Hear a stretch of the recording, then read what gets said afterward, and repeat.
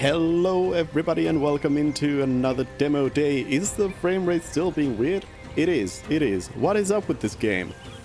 This game is eating up like all the resources. I've turned everything down that I can. What is wrong? Oh no, I don't know what's up. But this is, we're starting with Robin Hood Sherwood Builders, which sounds like the weirdest game ever, but honestly, I don't know what else I can do. I can turn it down to 720. Turn the resolution down. It's still not as good. Thought Robin Hood was supposed to steal coin, not frames. Oh, but here we are with all the frames. This kind of sucks. Oof.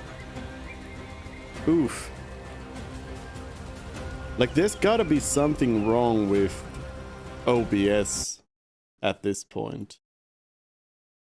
I do not believe that all of these games are just like killing everything. But like, I've looked through all of this and there shouldn't be anything weird about it. It should be...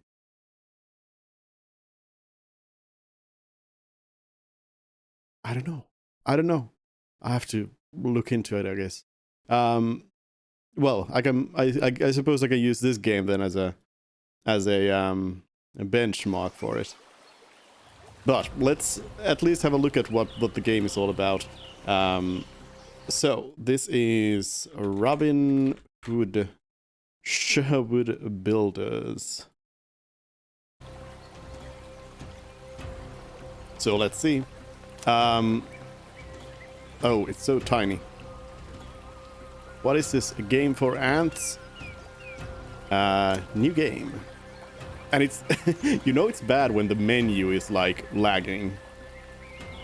Let's start game.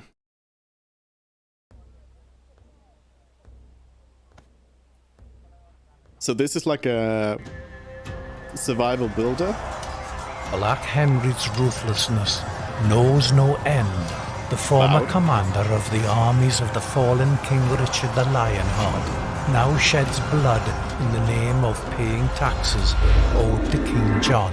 The stigma of suffering hangs over an oppressed people. The evil and destruction sown by Henry is compounded by the rule of the murderous Sheriff of Nottingham. Together they plan another plot to end the life of the last of the Locksley family, Robin. Whoa, nice transition though. That was cool. Except that in the 2D scene I had a arrow in my quiver, now I don't have it. Talk to Tuck. Oof, the game is looking real rough at this low resolution stuff. Let's see if I can like...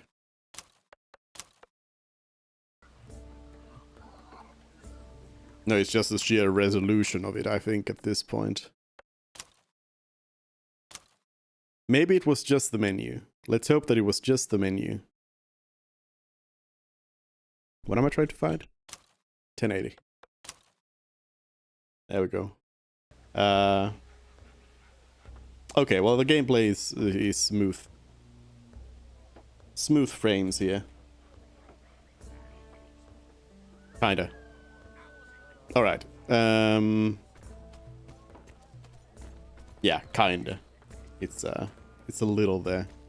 Hello. Right away, I'm not a fan of the over-the-shoulder third-person view in general. Like, a lot of time, it's not gonna be a good time. No, the frames. Why? Okay, let me turn the resolution scale down again. And again, this is again one of those situations where it's not...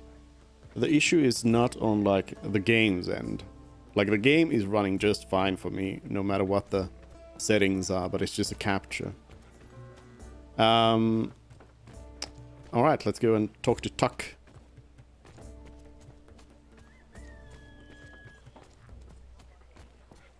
Hello? Can I run? I can sprint. Hello? Do you know where Tuck is? Pick up mead. Wine. Yellow potion. Sure. I'll steal from myself. Village storage. Mead. A bottle of strong, honey-based alcoholic beverage. Wait. Instantly plus 20% health, plus 30% energy. Overtime minus 20% thirst, minus 40% energy. Okay.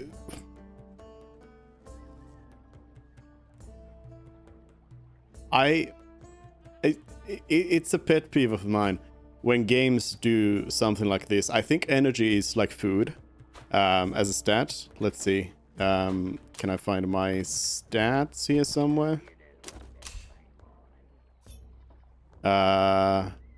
No, they do have hunger as well. But like, stats should always be the naming of them should always kind of be all in the same line. So it's always like more is better. And actually, yeah, at this point I have no idea which is better. Is 100 hunger good or bad? Is 100 thirst good or bad? It feels like I think it's gonna be that 100 is what we want for these. But that doesn't make sense in that you would have maximum hunger, maximum thirst. Oh, it's just one of those things. Empty bottle. Water bottle. I will pick up everything. Hello. Well. Hydrated and nourished. It is important to mind your provisions before you set out on another journey. They can be found, made, or bought at the local trader. Remember to keep an eye on your motives because thirst and hunger can be lethal when overlooked. Luckily, water is easier to come by. You only need to have an empty bottle to be able to fill them up at any nearby well. Okay. Ah, what's this then? Manage your village. A village to build. The village needs expansion, and the builder is a tool to help it grow. First, you'll need to clear the terrain before construction. Click on any trees you would like to remove, and then pick the building you would like to construct and place it in the area. Don't forget that you need supplies to build, and that your villagers need to eat before they work. To be able to use said supplies, you will need to place them in the storage building. Alright. Our workers demand 3 units of food to be able to work. You don't make demands of me. Let's fill up a water bottle. How? Over here. Craft. There we go. Hello, trader. The art of trade. The traders can be found in villages, and they are willing to buy and sell a multitude of items in exchange for gold. To buy an item you like, pick it from the list, choose its quantity and click buy. To sell an item from inventory. Just keep in mind that the trader can refuse to buy certain items. Wow. Why? Also, I'm the leader here. I don't need to trade. 50%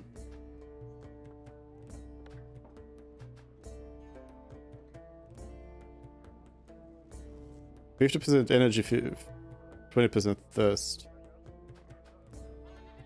Okay, so yeah, it is that I want to have maximum thirst, which is not really how things work. Bowstring. Repair tools. Sulfur. Ooh. Knees. I am... Oh, stone. I'm allergic to sulfur. Tuck! You got some quests for me? Sore eyes. Praised be the day, for our good friend Robin is finally back. Yes. And just as I had feared, he looks absolutely horrendous. By Mary, Robin, did you lose a fight to a bear? What trouble did you get into this time? Don't even ask, and it's not like you'd really believe in my misadventures anyway. Don't even ask. Oh. It's not like you'd really believe in my misadventures anyway. I'm voiced as well. Well, you are a master of cock and bull stories after all, and yet I do notice you are quite parched and exhausted. Why don't you go and have a snack and rest in your hut for now? Do not fret or worry about anything else at the moment. There is no work that cannot wait until tomorrow dawn. Okay. Equipment. This is Robin's inventory where all your items can be found. Press I to access it anytime. The top row represents your quick bar. You can slot your items here for your use in game. Hold tab to bring up the quick bar wheel. You can use the items either by using quick bar wheel or pressing the corresponding numbers. On your keyboard. I'm also allergic to quick wheels. Oh. Hello, Fred. Welcome in. Is this my hut? No? Oh, I need to eat and drink. Eat? Oh. Can I just eat it? Eat? Just do it. Just do it. Apparently not. And water. Eat. Drink. Get a rest at your house. What is my house?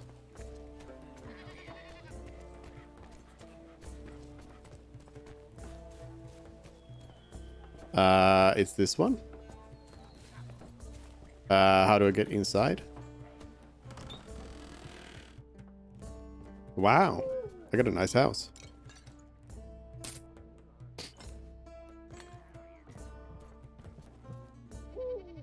Pickaxe and hatchet.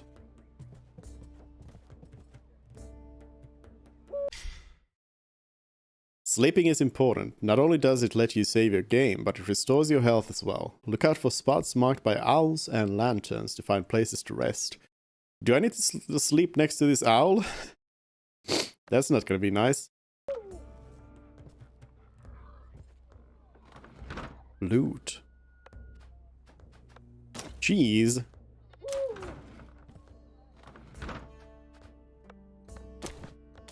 Wood and cheese.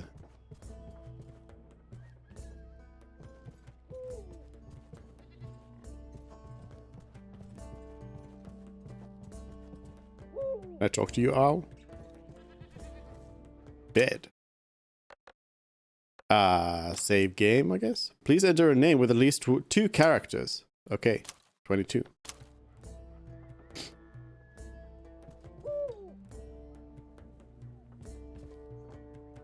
Talk to Tuck again.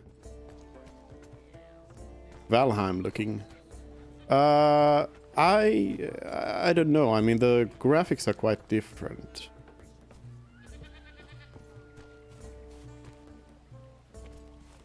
Ah, the morning breeze sure is wonderful today. And look at yourself, friend. A night's sleep has really done you a favor. Are you fully awake yet, though? I see your trusty bow is missing. I didn't forget it, Brother Tuck. And it hurts me to say that, but I've lost it on my way home. And Lady Marion as well, as I can't seem to find her. Is that so? In that case, get up and work the axe, for you are in need of a new bow. The wood should be good enough for both the stave and the arrows. An effortless task for a man like you, eh? You could probably buy one from a merchant, but since we are in a dire need of a bowman, you can have the bowstring I have been carrying around. And do not worry about our Lady Marion, for she is off to forage for herbs. Why did you have a random Come bowstring? back to me after you have finished crafting your new friend, because I have a few ideas for tasks I could assign you to. Alright. Gather wood. I didn't equip that hatchet I had. Oh, I have another one. Oh. This hatchet has a durability of 100, while a dull hatchet has 1500. Not very effective yet reliable, axe. I see. Alright, let's throw that up there.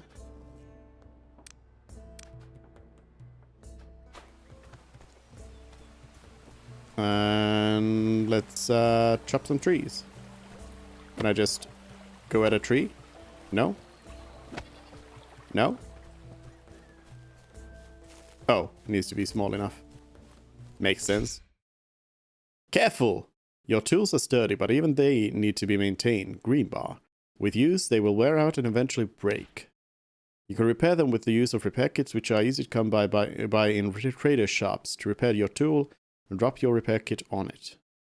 Okay.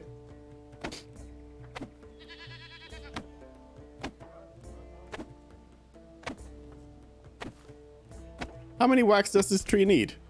That's a lot of hits.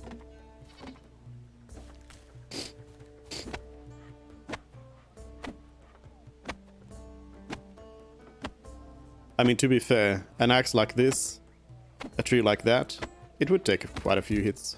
Especially if you're just... if you're hitting it like Robin is right now. Crafting. You can create various items with the use of crafting section. You choose the item you want to make, its quantity, and click craft. The crafting section can be brought up within Robin's inventory, but certain items such as swords will need specific crafting station to be made. Bow. Craft.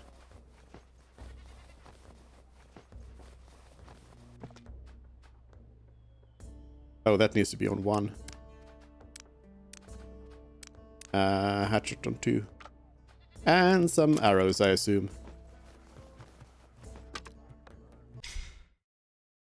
A new lesson learned. You have gained enough experience to unlock new traits.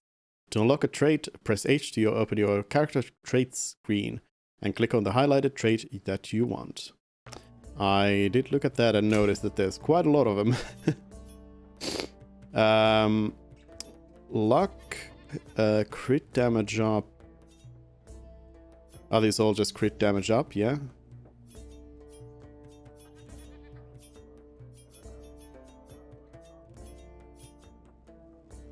There's some like sprint speed up, stamina up.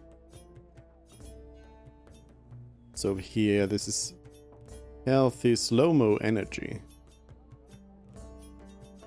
This is like tanking tree. This is the utility tree. I think I'll be going for that. Yeah, this is damage. This is like pure damage. This is like rogue damage, and that's this is survival stuff. Lesser Hoarder. Let's go. Oh, did it just take it? I guess it did. Wait, I have 6 skill points. Damage multipliers for those. Hunger and thirst tolerances, yes. Stamina up or damage up? I think I'll get the damage up. Talk to Tuck. Can I put the bow away? Hello? Okay, I guess if you have the bow equipped, you go into this bow mode.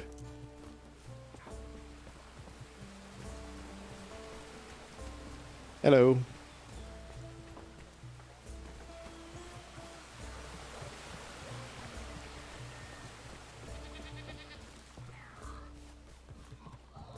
Would you look at that? I would say that bow seems prettier than your old one.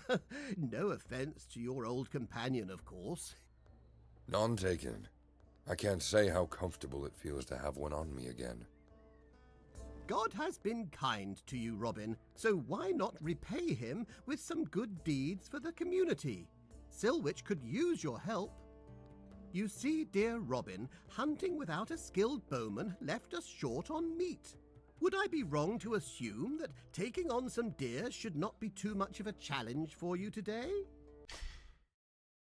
A hunter's game. One way to get food is to hunt, and luckily, game is plentiful and sure to be found in certain spots in the forest.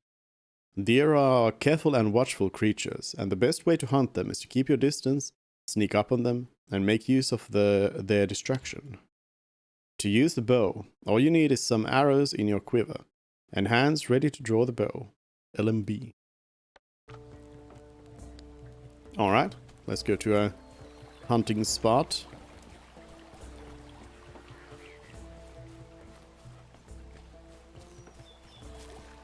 I need 30 meat.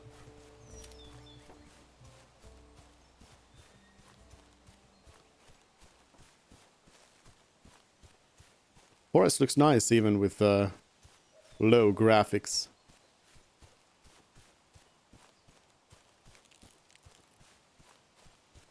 There's a lot of vegetation. I feel like this game is probably going to have pretty harsh minimum requirements anyway.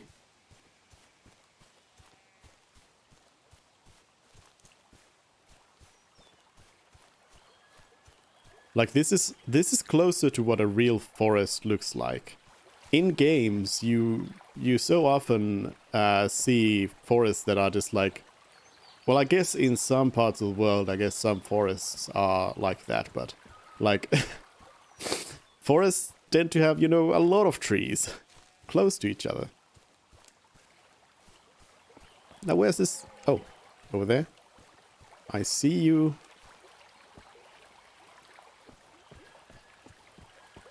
Wait for the deer to stop.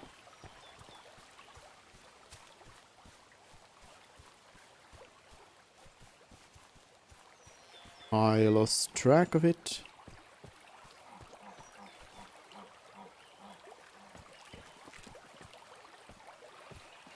Sneak. Oh.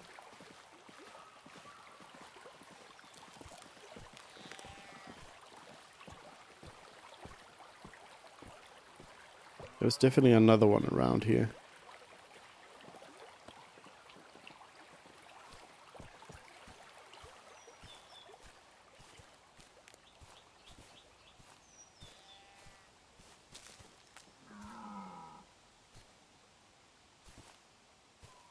I can hear it, but I can't see it.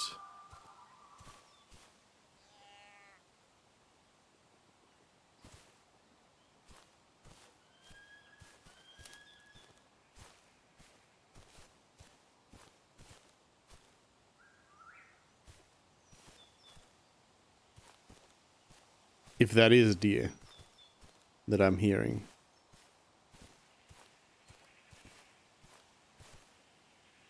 Nope. Can't see anything.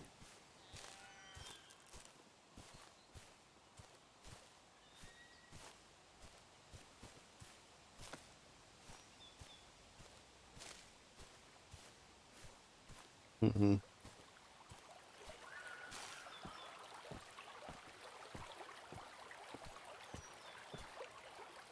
Where are all the deer?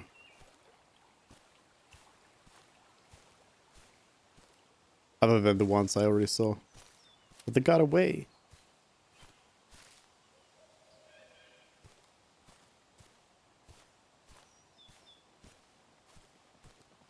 Hmm. Oh.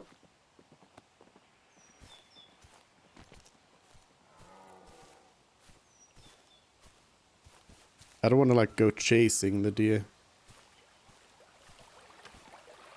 Let's just try to get a shot in. Okay. Archery is a little weird, because apparently you don't like draw the bow at all. it just... How do I cancel out of this? I don't know. Well, yeah, you don't like... You don't draw the bow, you just...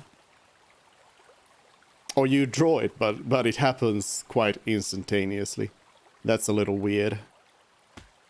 Meat. 5? Oh no, I gotta get a lot of these.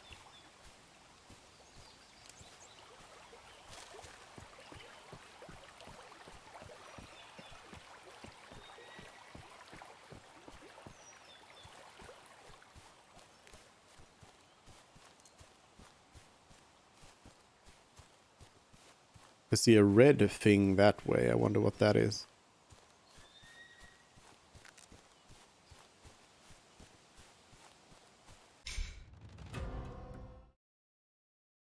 That's a bad tutorial to suddenly get. The forest is riddled with danger, and you've just met one of its heralds. Luckily, Robin has a couple of tricks up his sleeve to counter them. You can dodge roll away from attacks by pressing spacebar while moving sideways. With the right timing, it can get you out of serious trouble. Speaking of timing, you can also enter a state of slow motion by pressing F for a significant advantage over your enemies. Keep in mind that both of those actions would drain your stamina, so it's best to use them sparingly. Okay, who's attacking me? Oh, somebody's shooting. No shooty. I shoot back.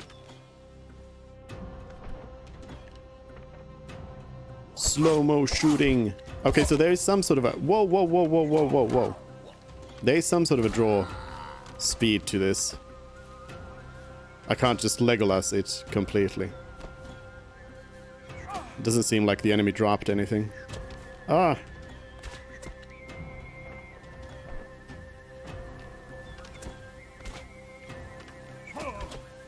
No! No! No! No! Did I have some sort of healing stuff? Yes, green potion is healing. Chug, chug, chug. I'll go and axe this. Hello? Can I get up this? Whoa, I don't want to loot. No. Okay, fine. I'll shoot you. Whoa. How much health do you have? Is that your health bar? I'm out of arrows. Oh no. Okay. I can kind of jump this, kind of. Nope. Oh no. Oh no! You died. Yep. You need to Robin Hood it.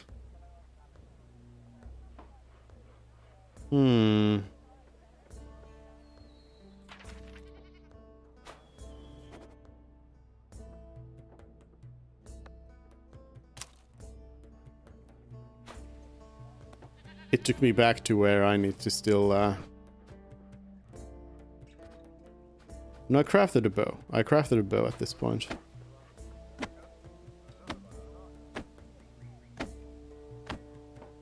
Get a little bit more wood.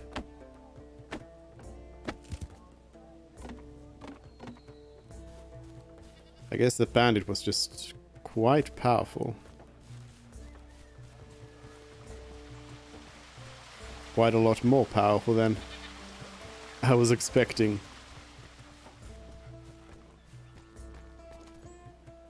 Would you got you see All dear right, Robin hunt. hunting without a skill?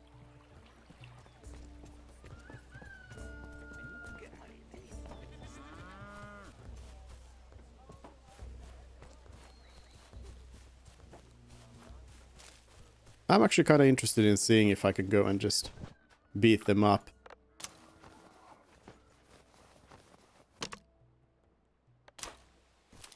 With a few extra arrows.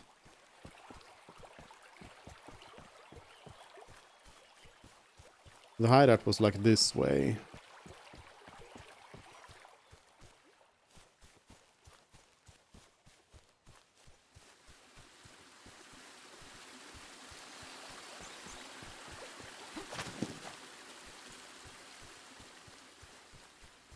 somewhere.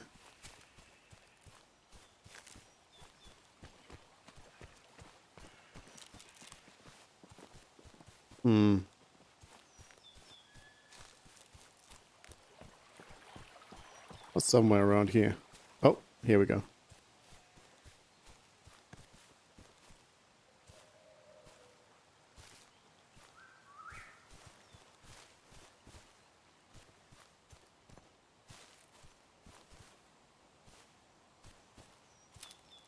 Right, I'm gonna try to sneak up on them.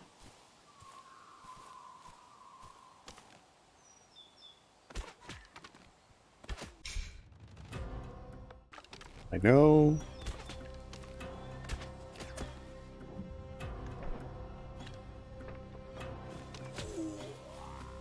Like that bandit goes down with one shot, and this one takes 20. Okay, now they went down.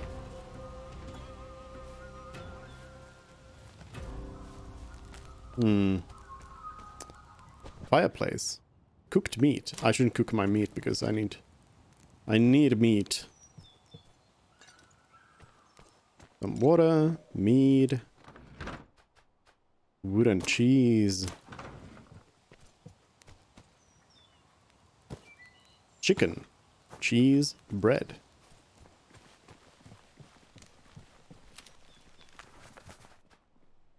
A lockpick. With iron ore arrows, apple. Repair tools, chicken, wood. Nice. Okay, let's actually go hunt. But oh, first F5. Doesn't seem like there is a quick save. That's bad. Unless, nope, that's bad. Anyways, let's take a quick break and then we'll actually go hunt.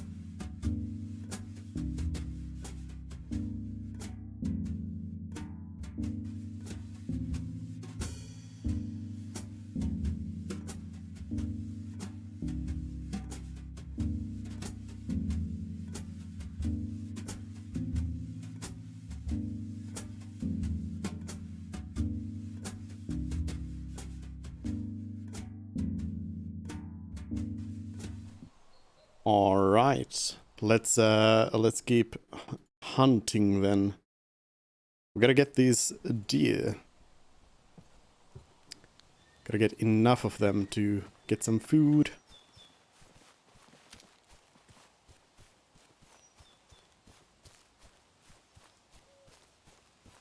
I want to also check out this camp here.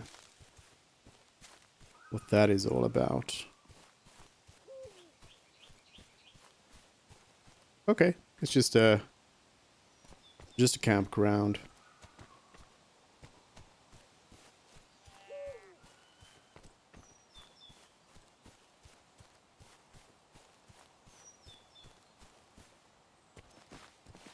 Oh, just gonna go for it. Too slow. Did I get him? Got him. Okay, so you don't need to actually sneak up on them because they... I was expecting them to die from... what? Inventory full? Oh, so you're... okay. Not a fan. It's got both a weight system and also a inventory size system. Pick one. Don't do both. Please.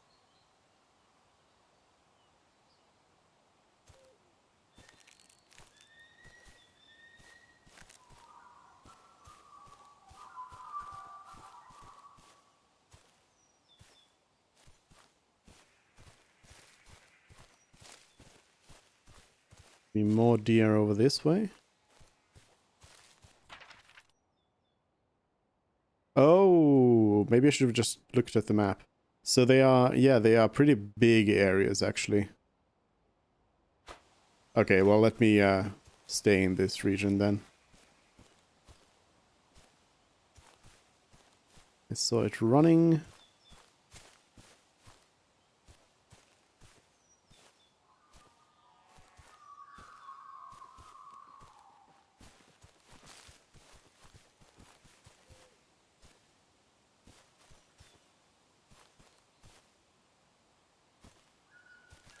There's one.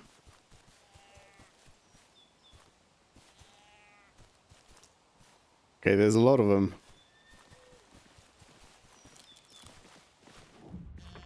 Also, I gotta actually get close enough. What? How did it run away from that? There we go. Another one. I suppose I need to have... I need to kill 6 of these? Oof, that's quite a lot. I feel like for a tutorial mission that's a little bit excessive. Like maybe bring down 3 deer or something like that.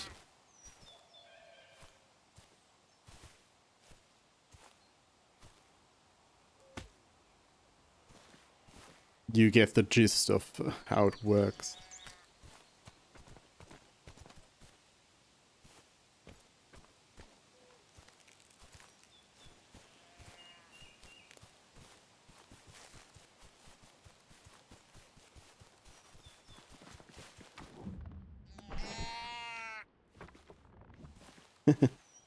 I do like this bullet time sniping.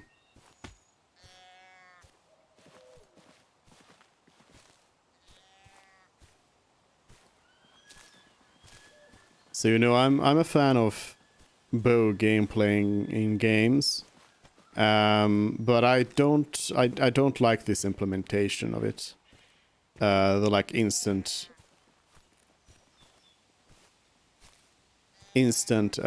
draw, and also I don't like that it goes into this like close-up view just because you draw out your bow.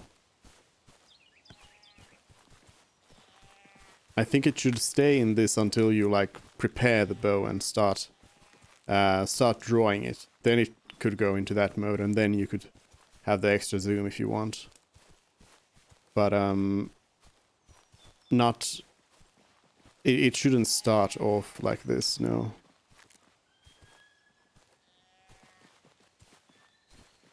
Keep hearing them, but I can't see them. Oh.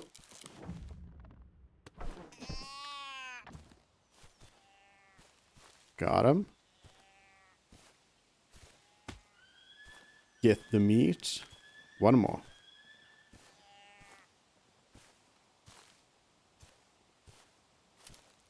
I see you. I'm gonna rush it. What? Did it run away?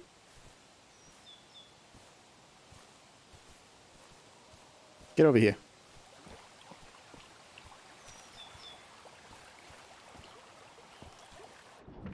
Okay. Snipe. Whoa! It dodged. No! No! Get back!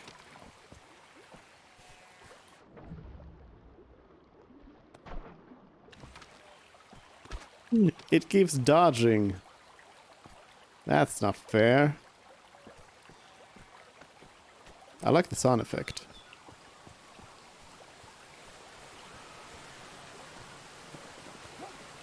What? Oh. Surprise, I can climb waterfalls.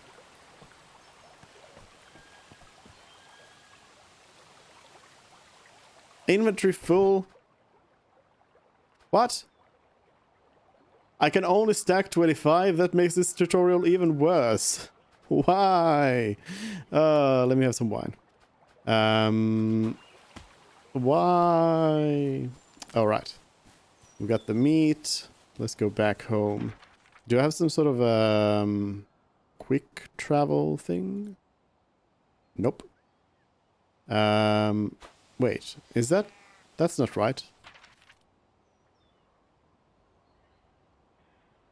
Oh, it's showing me Southwall Monastery over here. I'll have some wine. Why not?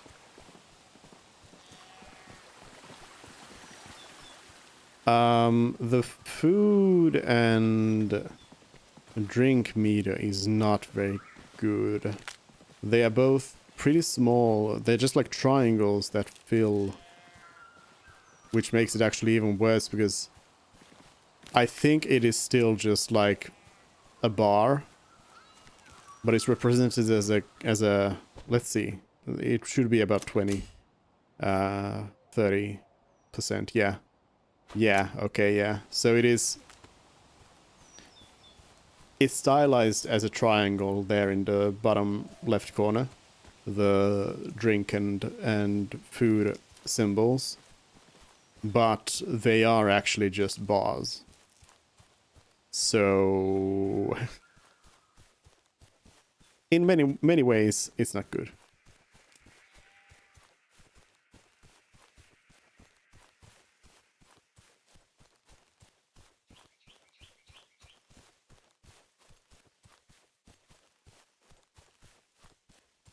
Let's see now if we get to do some building here. We do gotta switch to another game soon, though. Can't play this forever.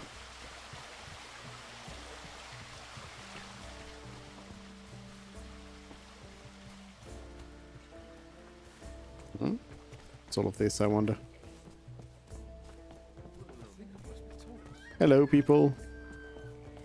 Let's talk.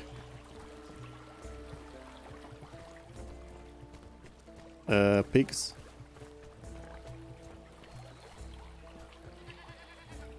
Hello, I got some meat for you. You get lost in the woods again, though help me mead and heavens if you do.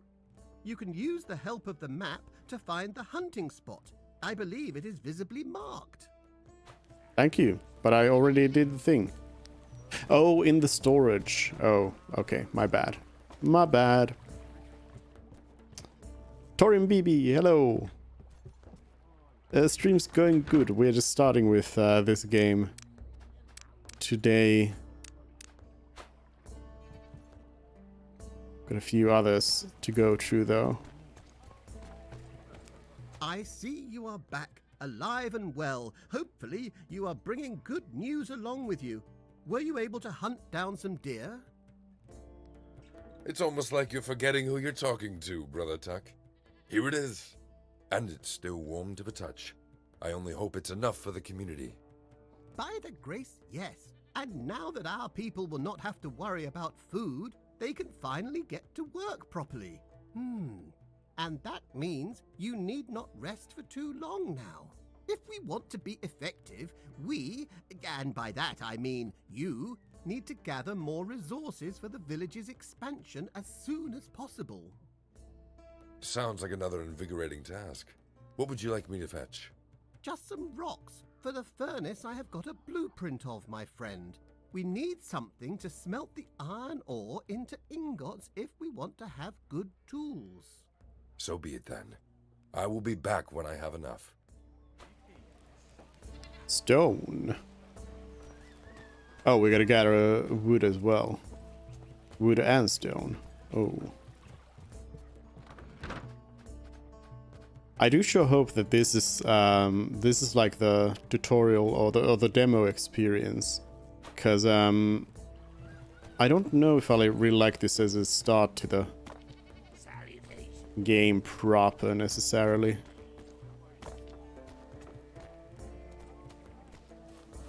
So I have a pickaxe, but what do I pick with it? Just anything? Any stone? Nope.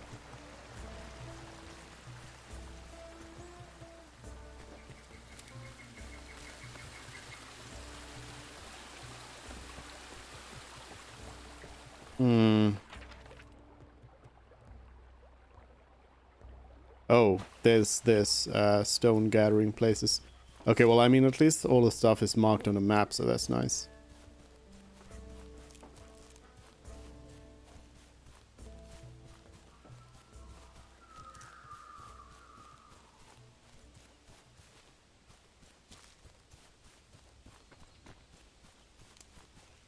Stone.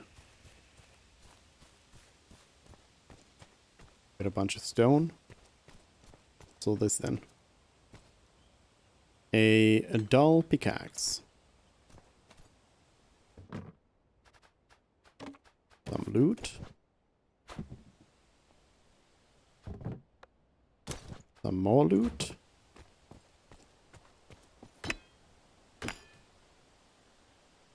Did I oh, I lost the level ups.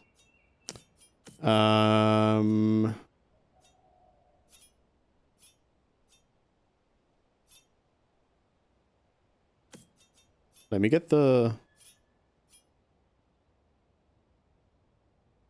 damage bonuses and then max weight up as well, since we're gathering. Oh, I still gotta pick up the rocks. Kinda wish they just added to your inventory.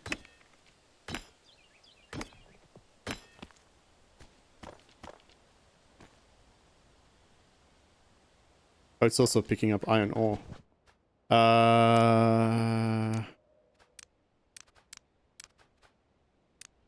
Some of this stuff into my quick bar, which apparently is just an extension of the inventory, but that's something that should be like automatically used.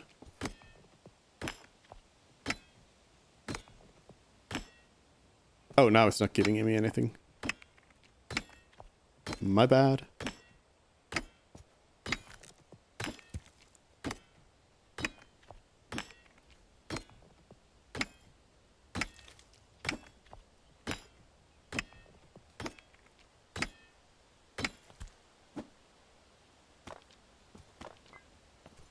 Is that enough?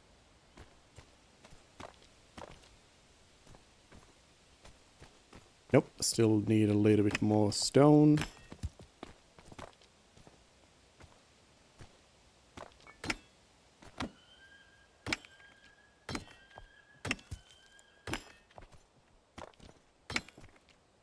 Maybe one more. Whoa, whoa, whoa, whoa. Oh, the stone goes rolling down the hill. Okay, I'm missing one stone.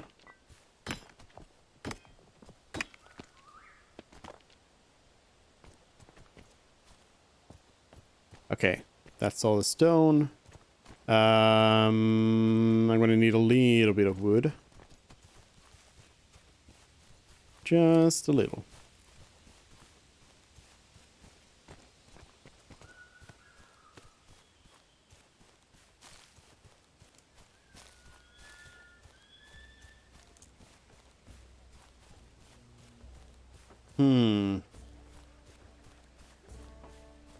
I gotta say,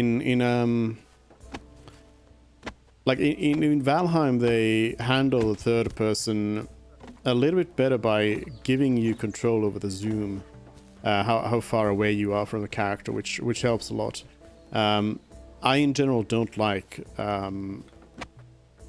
third person in this kind of a game, at least. Or well, I don't really like it in any kind of game because I can't think of a game where it's good. So like I don't like third person shooters or third person in games like this or anything. I mean, I guess in like some sort of certain like more cinematic games, like Tomb Raider, for example, the new Tomb Raiders are in those I don't mind the third person view. But yeah, how do I put away stuff from my hands? I'll eat this apple, so I'll have a free hand. Okay, let's put them in the storage. But yeah, I feel like the ability to zoom in and out would at least help. Wood. Guess I could put the iron ore away as well. I'll give the people some chicken. Oh, I mean, I don't need to be carrying any of this, I guess. Other than the stuff that I do need to carry. Build a furnace. Fireplace? This fireplace, any fresh piece of meat can... Oh, it's for cooking. Furnace. This furnace will allow you to melt raw ores and minerals into bars. And undiscovered. I think maybe in the demo you only have these 3 buildings. Furnace. But I first need to clear out the land, though.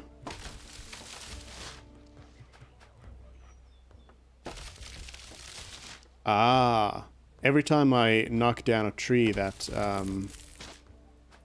like eats up a little bit of food. They were complaining about like wanting to have tree food before they do this. Okay, that's a pretty cool cool feature for the building. I like that.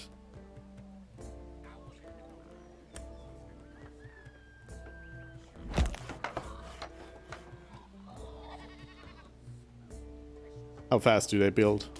I guess I can just go over there and look.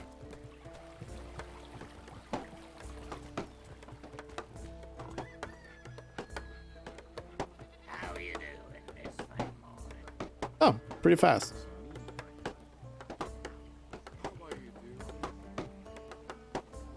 I like the Age of Empires building.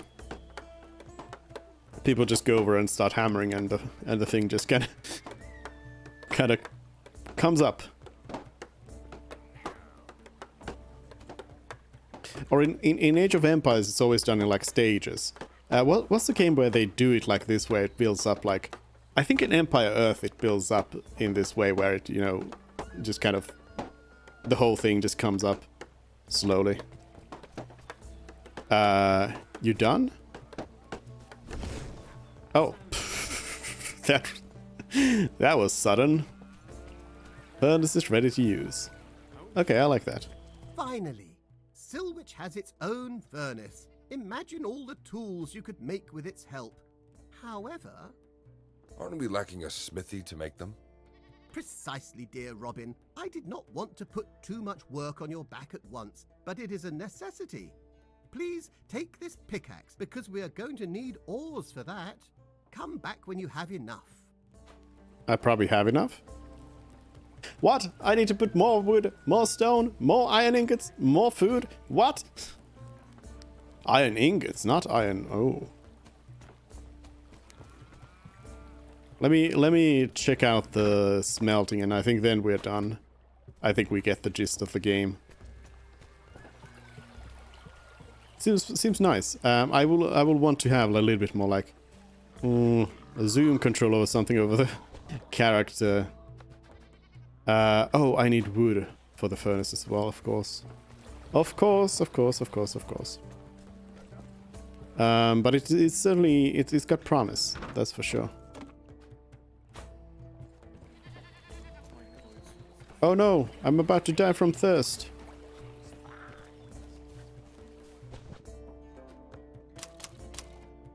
And there definitely needs to be like a max build, like craft maximum. Oh, that's slow. Wasn't it requesting 15 iron ingots? That is super slow to do yourself. Wow. I mean, smelting an ingot of iron in real life takes a while, but like, still. Oh, it was for everything. Okay. Okay, I mean, I kind of like that it just gives you then the one progress bar instead of just doing like chip, chip, chip, chip, chip, you know? Oh, it only needed 10. Well, anyways, I'm not gonna go and gather any more food and stuff like that. I think we've got the idea of this game. Oh, I guess you just can't save. Which, hopefully is a demo thing. Can't save a game. Oh. But there we go. That is Robin Hood Sherwood Builders. Good game.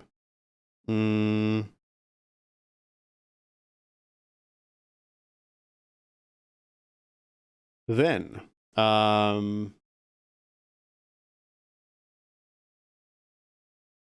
let's go with something that's a little different.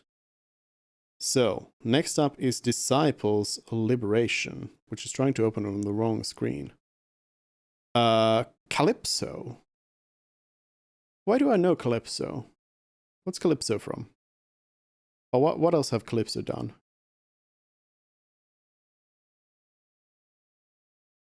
Calypso Media is the publisher. So they probably published a lot of things.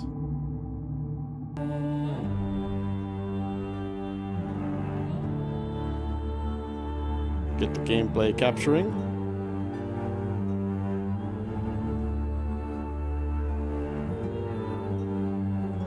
Disciples Liberation. So the Twitch.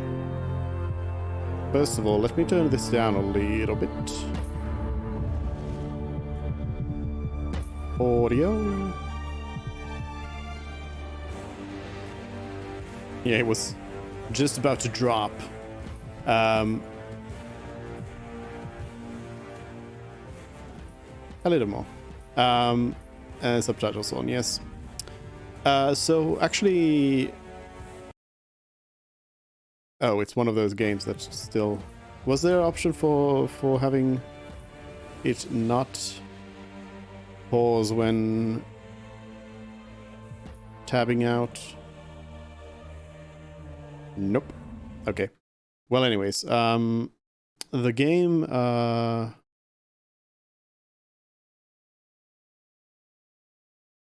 there's is Disciples. Is it a long-running series of games? Disciples, because apparently there's like. See, Disciples, Wikipedia. Yeah. There's apparently like Disciples Sacred Lands was the first game from 1999 by Strategy First. Is that the same people as behind this one? No, this is Freema Studio. Why haven't I heard about this?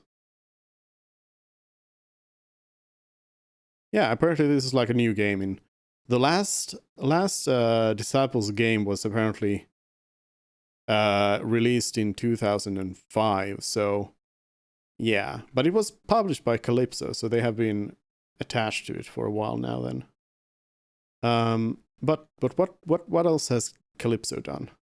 Because Calypso is Tropico. That's it. That's what that's the like main thing I know them from. Yes. Tropico, and then all sorts of other stuff. Commandos, all kinds of good stuff. Yeah. Good publisher. Anyways, let's hop into the game then. So, new game. It is a time between times. For epochs, Nevendar's disciples have been victims of the whims of divinity. The people suffer, they fight, they die and are reborn to fight and die again. But the era of gods is ending. Their twin chains of chaos and cruelty will break. Fearing the dawn of this final age, the people turn to their gods once more. They find no answers.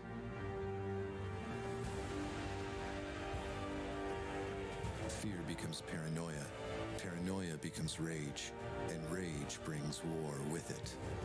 But war cannot stop the liberation of Nevendar. Even now, its unlikely savior awakens to her fate. What she does next will shape the future of the world.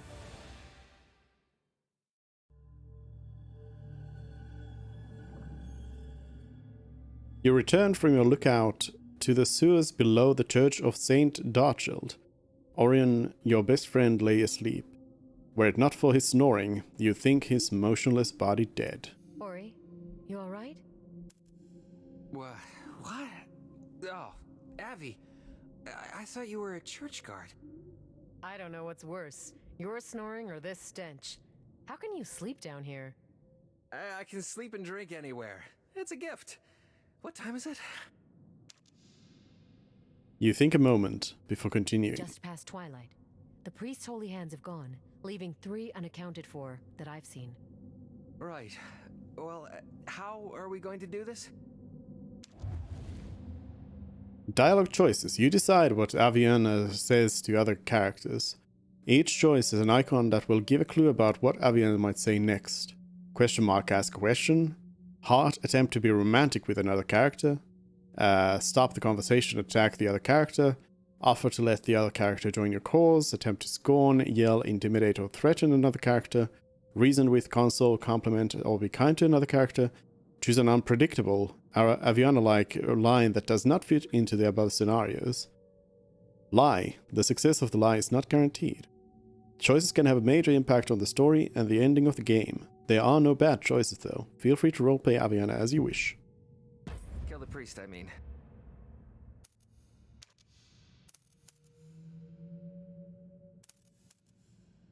Have no questions, no witnesses, kill everyone, be stealthy, and kill only him.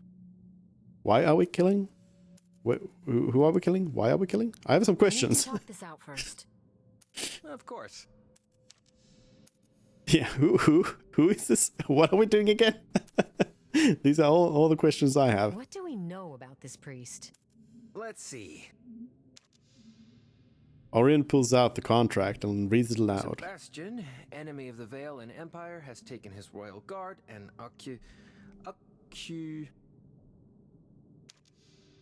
You lean in and take a look. Occupied. Right. Has taken his royal guard and occupied the sacred church of Saint Darchild. Well, he sure sounds evil enough.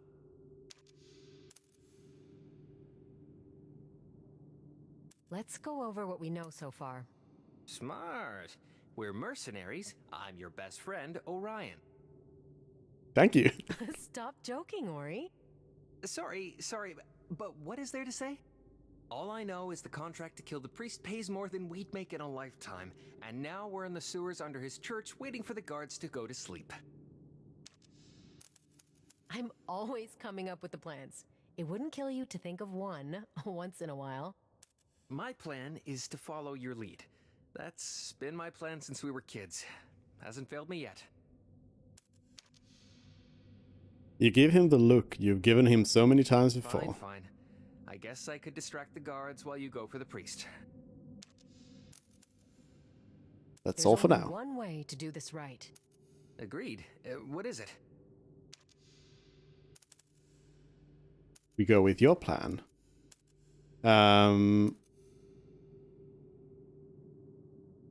So that's cool that you open up like new options with questions. I'd say we just be stealthy. We be precise. We get in, take out this priest, and go get our pay. But what about the guards? If any of them see our faces, the Empire will hunt us down, and our families. Those guards have families, too. You've known Orion long enough to know what he's really You seem thinking. nervous. We've done a lot of contracts, but killing's never easy. So, yes, I'm nervous. Aren't you? Regret later, act now. Of course I'm nervous. We have no choice. We're doing the right thing. Of course I'm You know nervous. I am. But if we turn down the contract now, there'll be another contract on our heads. Either way, this priest gets it. That's right. So we sneak in, stay unseen, take out the priest, and get out. Simple as that. Simple as that. Companions, Orion. New unit. Calling Orion morally grey might be an understatement, but so would be calling him loyal. Growing up youngest in his large, loving family, it was hard for him to leave the Lows, but to stay would mean abandoning Aviana, which he'd never do. He made a pledge to get her out of trouble and into it, and it's a pledge he intends to honor until his dying breath. Find the priest. Into the twilight. This is Aviana's inventory. Whoa. I wanted the quest thing. Here you can equip the various spores collected during your adventures. Items are organized based on type, such as helmets, weapons, and emotion shards. Emotion shard. Each is also classified by its rarity. Common, rare, epic, and legendary. Legendary items are unique and especially powerful, but also difficult to find. Highlighting each item here will reveal its stats. Be sure to check the inventory often. Equipping the best gear is the key to dominating the battlefield. Spellbook. Learn new spells by finding scrolls. Each spell scroll that you find allows you to research the associated spell later. Spells can only be used by Aviana. They are divided into 4 tiers, with tier 4 being the most powerful. In order to use the most powerful spells, you will need to invest skill points in the skill tree. Spells turn the tide of battle. Don't underestimate them. Okay, so I gotta find the scroll to be able to learn a spell. It said like research, which makes me think that you need to spend a little bit of time to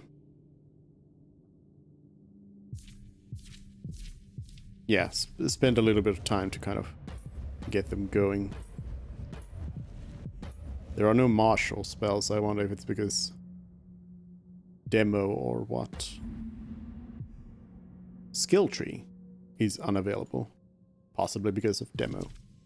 Mercenary short sword. I guess this is the emotion shard. I don't know what kind of emotions I should have. Resistances. Boots. Legs. Helmet. Can I unequip? Because, hold to dismantle? I don't want to dismantle. I just wanted to...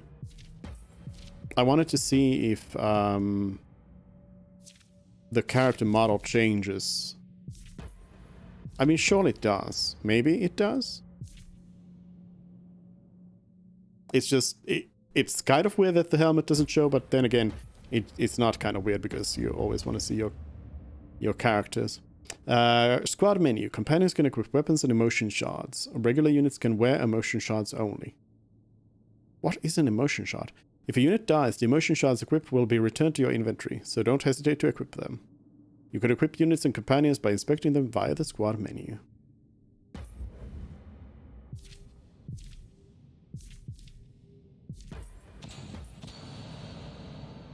There's a backline that you can move people into. But it seems like that's only for ranged characters, perhaps?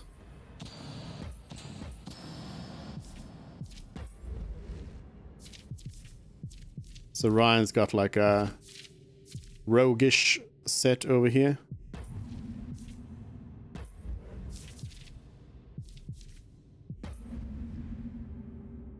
This is a tactical RPG, by the way. Quest journal. Your quests and standing with each faction are found here. You can track your current quest or review past quests. If you have multiple active quests, decide which one to track by selecting it. This is also where you can also monitor your faction standing. Be sure to check it often. Your standing affects your ability to maximize the combat potential of the units you produce. I'm not sure if we've played a single demo these 2 days which hasn't had some sort of typo. After fleeing the Lows, your childhood home, you and your friend Orion have spent your lives as mercenaries, free agents working your way through the chaotic world of Nevendar, one contract at a time. It is a hard life, but when it pays well and the ale flows, it can be rewarding. Over time, you become famously known as the Twilight Twins, and the notoriety earned your contract well beyond anything you've done before. You must kill a corrupt priest holed up with a royal brigade in the Church of Saint Darchild. The contract itself is fairly vague, but the objective is clear. This is an assassination. These things rarely go according to plan, but the question remains in your mind as you crawl through the church's sewers. What is the plan? Empire. Okay, so you just get morale if you have, depending on your standing with the different factions. Empire, Elven Alliance, Undead Hordes, and Legions of the Damned.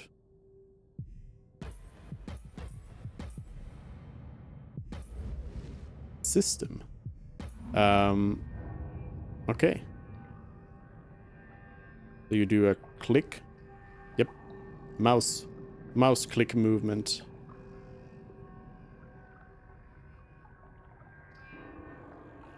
I know we're in the sewers, but what is this stuff? Empire forces. I'm not sure, but the stink is definitely worse than usual.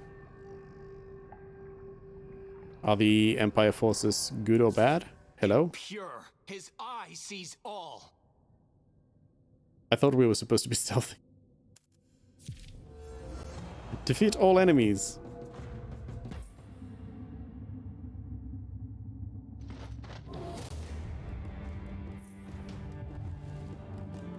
Battle strategy action points. Units have up to 3 different types of action points. Blue can be used by a unit to move the same number of tiles as their movement stat. Red can be used by a unit to perform ability, and yellow can be used by a unit to perform either a move or an ability. And remaining AP at the end of a unit's turn will heal up that unit for up to 10% of their total HP. In addition, blue grants +20 initiative until next turn, red grants protected until next turn, and yellow grants both +20 initiative and protected until next turn. Manage your... Can I see what protected is? Manage your AP wisely each turn, but also pay attention to the AP of the opposing unit in order to make the best tactical decisions. So Aviana doesn't have a red AP. Well, Orion actually has just 2 yellow AP. Yellow AP is kind of the superior AP, I suppose. And my movement is 4. So this is just showing me like the 1 movement. But then I could move again, another 4. The soldiers have a blue and a red, and they have a movement of 4. So they can only move 1, 2, 3, 4. Up to this line. So I suppose I should not move. Wait. Send the current unit to the end of the initiative order. Or end turn. I mean, I'll just wait. What's the Ryan speed? 5. But yeah, let's wait. Forcing them to move.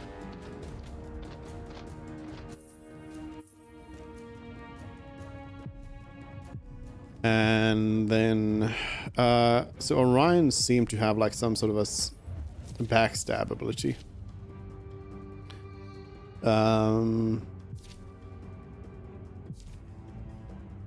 Flanking damage, yeah. So how do I get to flank? I wonder if it's... Let's try... I'll send Naviana over here. I do have this clearing strike. Yeah, hits all enemies around. Okay. Sounds good. Let's move. Waiting. The battle begins, but a master strategist knows when to attack and when to wait. Hey, I'm a master strategist. Though you expend an action point, you could have decided to wait. You expended an action point? I didn't. Delaying your unit's turn until the end of the round. In that case, you allow the enemy to exhaust themselves by drawing them toward you, thus giving you a perfect opportunity to strike. You can also end a unit's turn without expending their action points. Each unspent action point will restore 10% of the unit's health. Timing is everything. Alright, clearing strike. Costs me 1 action point. You're done. Do it. Demoralized. So... stealth?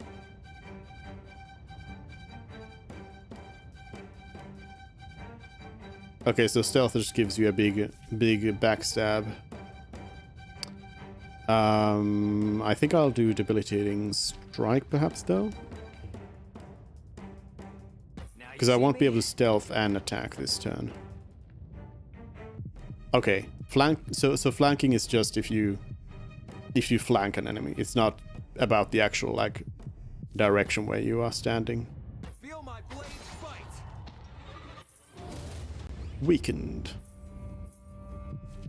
Flanking.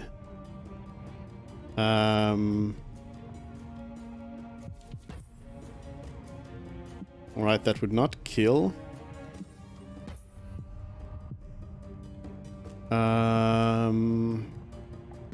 But I guess it's best to just make sure that this soldier dies. So I'll go for the attack here. And then this is just for movement, so I'll just expend that. End turn. And gain initiative next turn.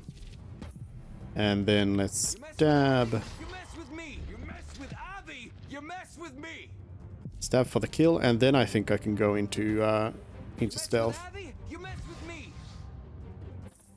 On the offensive. Shield bash. Ouch. And yeah, they healed up by waiting a little bit there.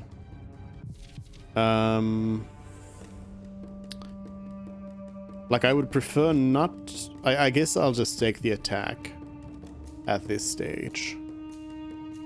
Or should I wait to get the flank? Maybe I'll wait.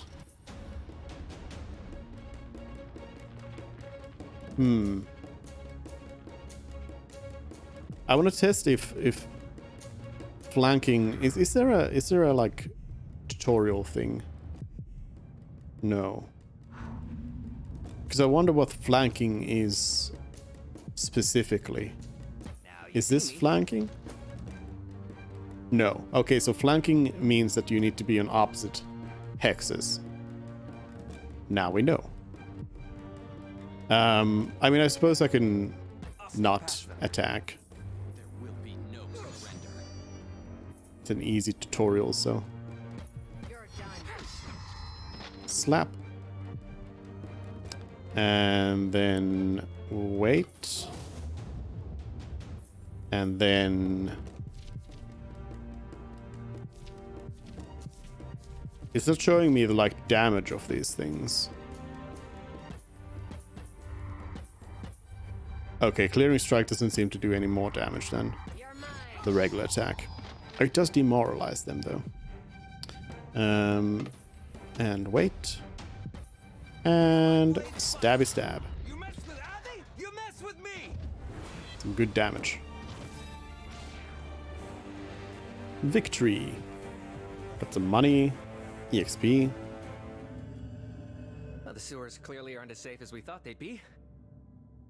I like this conversation dialogue thing here. So much for sneaking in. Yep. New spell, Solonial's Mist. Did I just learn it? What's what?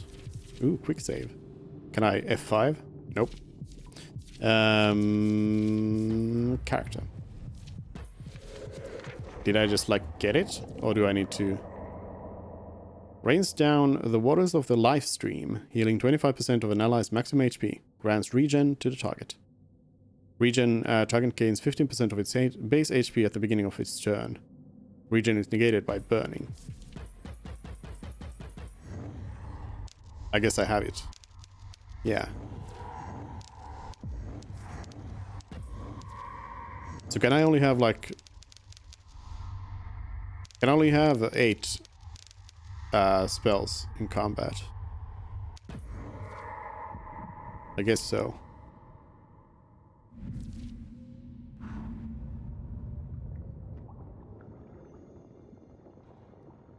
No getting through that.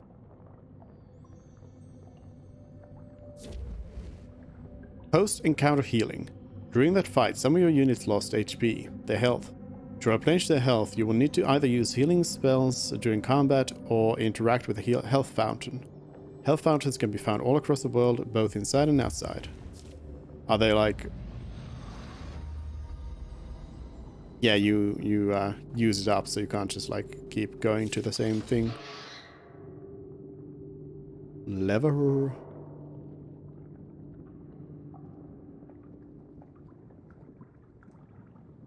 Wait. Oh, yeah. I thought so. I was like, I'm pretty sure I saw somebody over here. No! No! What are you going to do with your cut of the money?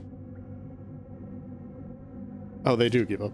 Build a home. Something safe, something quiet. Sounds fun. Please tell me when this is over, we are still going to the pub. Hori, seriously. We always go to the pub. I guess this is where I need to go, but I need to find another lever. Might as well fight these. They got somebody else here. Arcanist. Who's got dark missiles. Range 4. Blurring speed. Increases agility and... +1 movement and dodge chance. And blur. Backline ability. Grants evasive and agile to the ally with lowest HP. Blur won't affect the target who already has evaded agile. So does it mean if you put an Arcanist in the backline, then they automatically do this at the beginning of the battle? I wonder.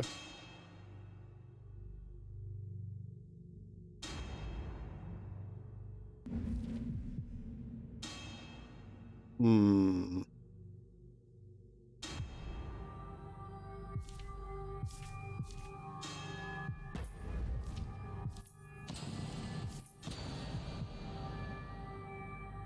Leadership. Ready.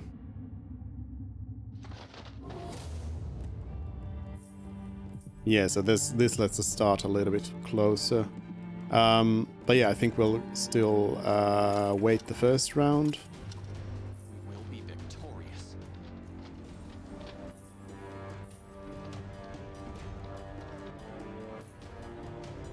Dark missiles! Oh no!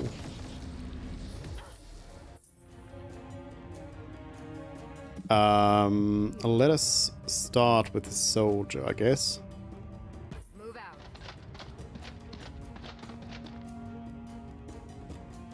Face your death.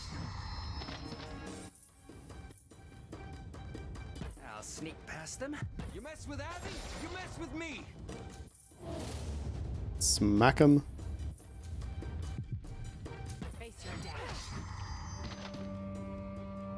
And then I'm gonna hold and Feel my blade. stab and go into stealth.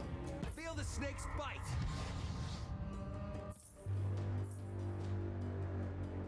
More missiles. I like the delayed response of that attack. The missiles drop down and then a little bit later they do some damage. Wait, 1, 2, 3, 4. Yeah. I don't need to move. I mean, I might as well use this because it demoralizes the enemy. Which gives them -1 morale, which does what? Improves power and crit chance, or decreases it. Okay, demoralize. Oh, is Orion's morale up then? Motivated, +1 morale. Oh, Orion's morale is exalted already. Interesting. From what? How? High-spirited, +3 morale to Orion. Oh, okay. I see. And then wait. I'll sneak past them. And then huge backstab. Feel the snake? Didn't kill though. A little surprised. I suppose at this point it makes sense to actually heal. I use 5 mana. I wonder how I get mana back. But I'll use this to heal. So then we are at full health after this battle. Okay, you get mana each turn. Feel my blade fight. You mess with Abby, you mess with me. Victory.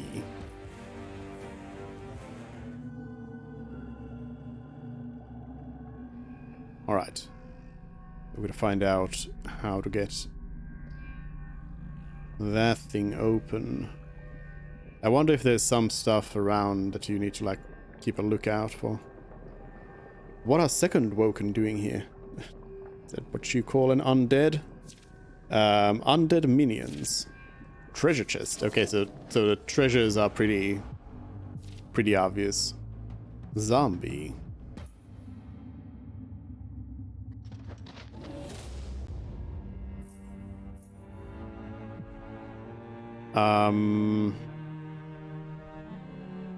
Wait.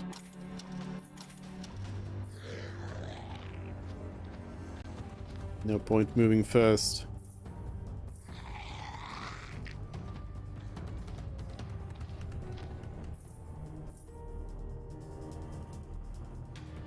I want to go here so I can use the demoralizing blow here.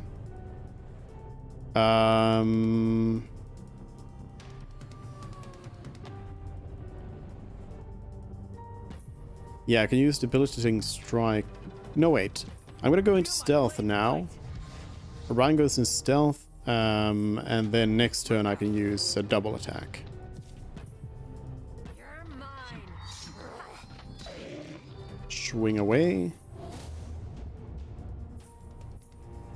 See, now I can then do a Abby, you mess with me. double attack on this one. Feel the snake bite. Quite enough to kill. The dart might kill it. Beginning of each turn.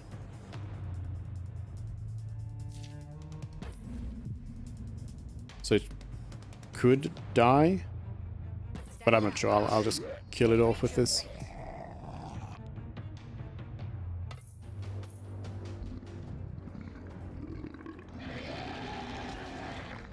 Belching Rot. A cleave attack. I'll sneak past them. Feel the snake. Stand down.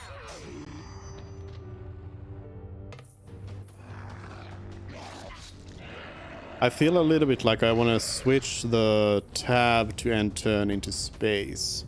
Space feels more natural to me as like an end turn thing. I wonder if it's worth it to...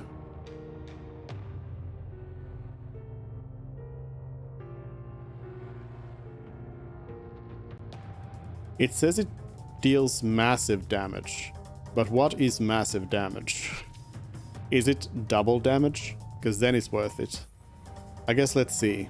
Well, this would deal like a little over half of the health bar. But then if I first go into stealth and then attack... Okay, it seems like it might double the damage, which then makes it really worth it.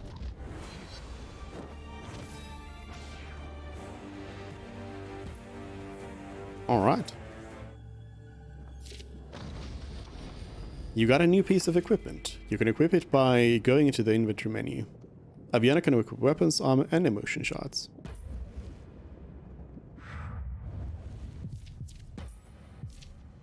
Sword of the Lost God. Power 7, HP 7. So it can only... So it can increase...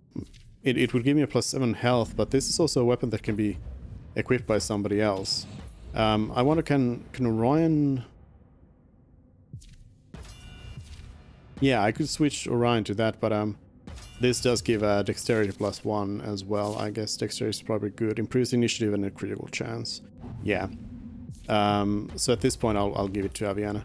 But this mercenary short sword is only usable by Aviana's mercenary hexblade and warlord classes. Oh, Aviana's got classes. Oh.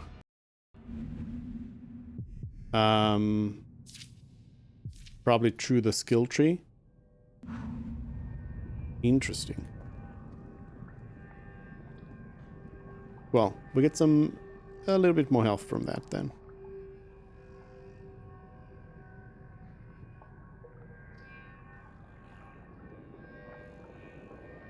A tiny bonus. More treasure over there.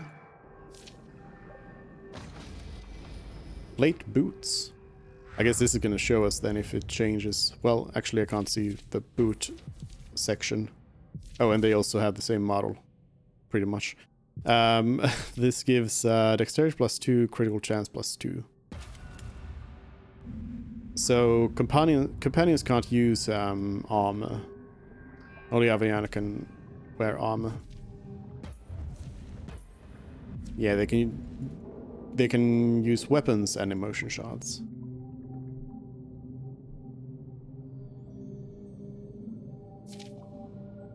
Health fountain, do not need. Oh, here we have the boss. Quick save. Though I'm not expecting much of a challenge here. Sebastian, the old priest serving the Church of Saint Darchild, looks up from his work to you. He is sorting through children's clothing, all of it clean and well made, and marked to be sent to orphanages across the city. He is hardly the monster your contract made him out to be. Until he snarls at you, that is. The rat who's been crawling our sewers reveals herself. I'm here to kill you. I've come to kill chaos. I'm just a simple sewer cleaner. There's a price on your head. Or let your guards go and I'll spare them. There's a price on your head. Someone wants you dead, and whoever it is, they're willing to pay a lot. The priest gestures to the shadows. His guards emerge. You are surrounded. Of course. And you're here to warn me. Yes. No. To look you in the eye before I fulfill my contract. Know that if it isn't me, it will be another. Let's hope you fight as honorably. Surrounded, trapped. If ever there is a time to draw one's sword, it's now.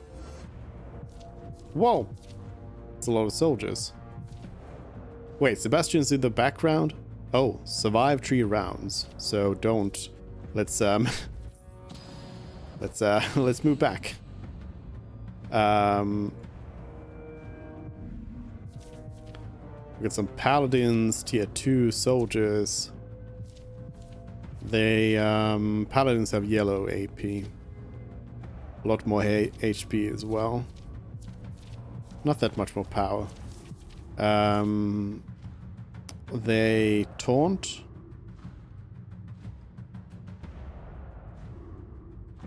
Automatically attack the unit who put the taunted condition on the target. Okay. Okay. Okay. The backline system. Every unit in your active squad can be placed in the backline or frontline. Frontline units use their frontline abilities and can be controlled during their turn. However, they can be targeted and defeated. Backline units use their backline ability. They act automatically each turn and cannot be targeted or defeated directly. Each turn, okay. If all of your frontline units are defeated, the fight is lost. Carefully choosing backline and frontline units for your squad is an essential part of any battle strategy. So what was Sebastian's backline ability? I kind of forgot to check that. And now I can't check it either. Okay. What's this? Orb of Regeneration restores 25% of max HP and grants regen to the first unit moving over this tile. Alright. Let us...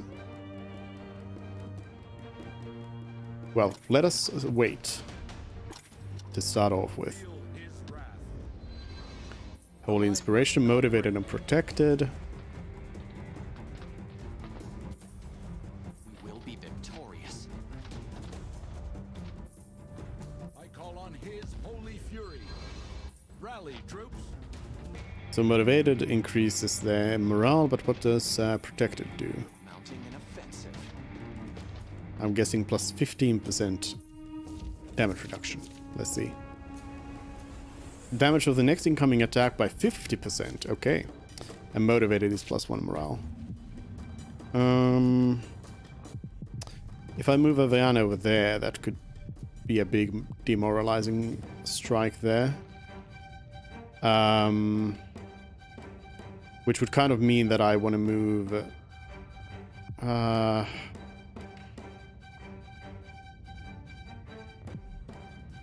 Sure, let's move Orion over here, then it's gonna... Now you see me. I'll use up the regen there, but Feel my blades bite. at least I can get ready for the attack.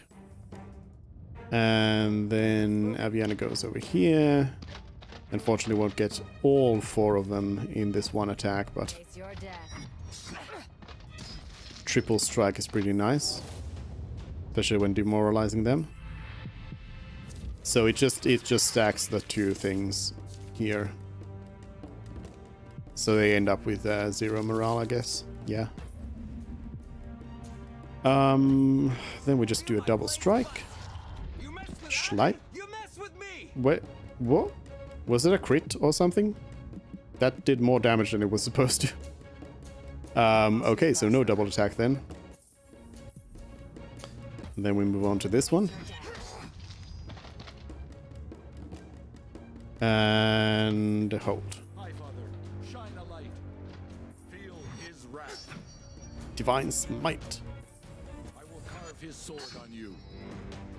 Aviana's taunted now, so... Ouch. Coming with those double attacks. I mean, Sebastian doesn't seem to be doing anything, actually. Also, so what's confused? Minus 50% initiative and 50% chance to miss when attacking. Okay. So I guess Aviana's going to automatically attack this paladin then. Which is a little unfortunate because I would want to have Aviana heal. Feel my blade bite. Guide my blade. Yeah, this feels like a bad time. These paladins can do this double attack, so... Rip. I guess only Orion needs to survive, though. It's okay if... Or not? No. Game... No? Victory? Oh, was it 3 rounds? I guess it was 3 rounds.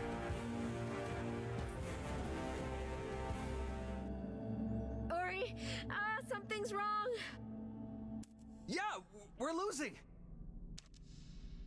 Your vision blurs. A pain shoots through your right arm to your fingertips. So severe, it feels like your skin might burst apart. And then it does. Help me. From your flesh, darkness emerges like a swirling black pearl. In it, you see pure night. And the night sees you. A corona of molten light crackles forth from the pitch. Impossible! Stand back, fools! All of you! Back! It's a portal! Go! Now! You and Orion leap through the sweltering heat into the void and are immediately swallowed whole. Behind you, the portal closes, leaving no trace other than the black scars of the stone floor, and fear in the hearts of all. From the cosmic tear, you are hurtled bewilderingly forward.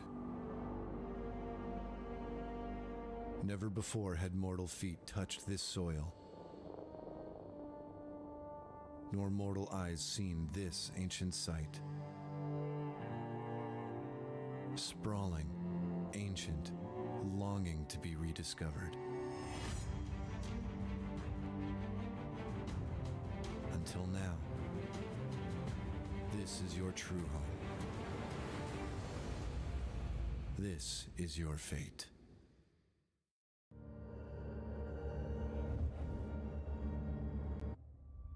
It said that you're left with 15% health. Oh, that's a lot of gold, iron and wood. Orion follows you as you approach the Forgotten City. At its gates, a world is carved in foreign glyphs. It reads Ilion, which you know to mean City of Sacred Angels, though you've never been able to read such markings before. Abandoned and ancient. Could be dwarven. It's even older. Well, it's ours now. Mother told me about places like this. It's even older. Look at the stone. It wasn't cut. It's like it was formed from the bedrock. And these glyphs match the glyphs on my armor. You're worried about your belt, Abby? You just ripped a hole in space. We're lost in some forgotten city. I'm sorry. I just haven't seen you do that since we were kids. It scared me. I know. I couldn't control it then, but this time was different. Ori, I can't shake the feeling. It was fate. The word lingers as you carry forward. Fate. Let's look around, but be on your guard. Just because this place looks abandoned doesn't mean it is. Your mind races as you explore the landscape. Amongst the rubble you see ghosts of marketplaces, forges, homes and families. How incredible it must have been once. Into the twilight, talk to Orion inside Ilion's castle. Your home, Ilion. Welcome to legendary city of Ilion, your home. You will be able to make it your own and upgrade it during your journey across Nevendar. Right now, you have access to the castle and a building of each of the 4 factions. In the faction buildings, you can recruit units for your army. Once this is done, go to the castle and speak to Orion to start your journey.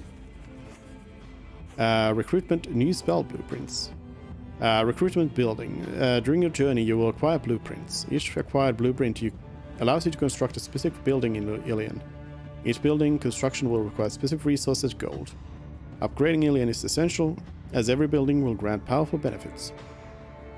The key benefit is that new buildings allow you to recruit new units for your army. So we already have a Stone Ring, Temple, Graveyard, and Heart of the Abyss. Empty spot, empty spot. Marketplace and Blacksmith, but we'll need the blueprints for those.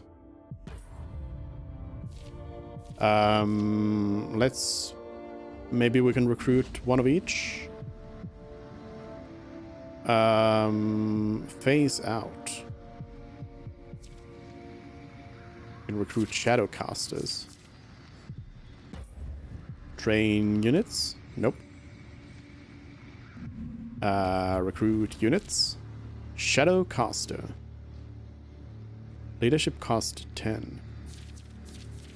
I guess that's the deployment of the unit. Recruit for 500. A building in Ilion has produced a unit. You can find this unit in the squad management screen.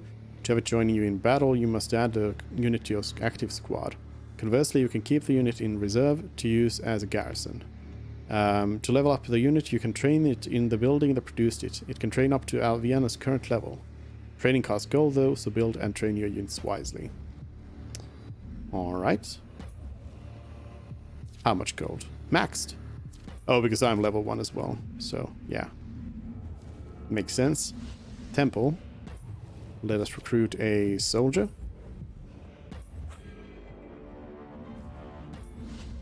Then graveyard. We can get a zombie.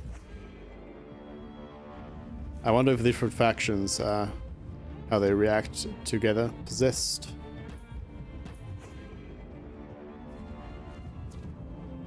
Speak to companions. Train companions in special units. Require research spells. Gather resource. Reassign skills. Alien's Castle. The castle is the place to perform a variety of actions. Talk with your companions, research new spells, redesign your skills, gather resources from captured buildings in the world, come back regularly. Train your companions to increase their level. To discuss the next step in your adventure, speak with Orion. Train. Maxed. Research spells. Waning Bolt is ready to research. How much does it cost to research? 500. I mean, I have the gold. If these all cost just 500, I have the gold for them. Waning Bolt. So what does this actually do?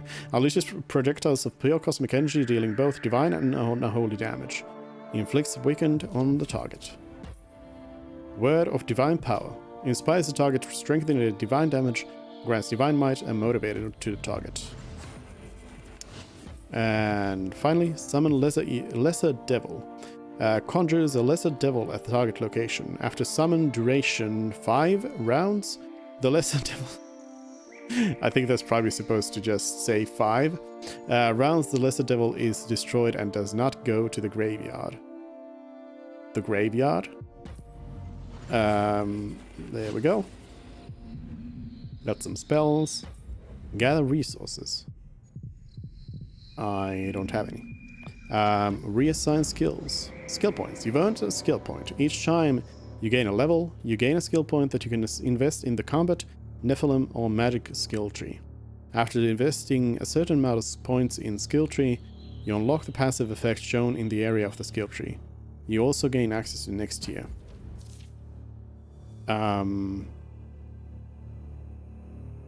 Where does it show the passive?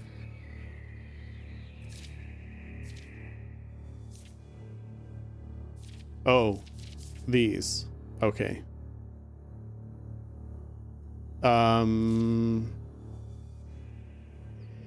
Target becomes critical hits. Target becomes...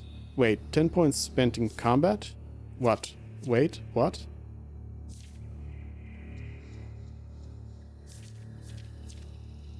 Oh, these are all... Okay.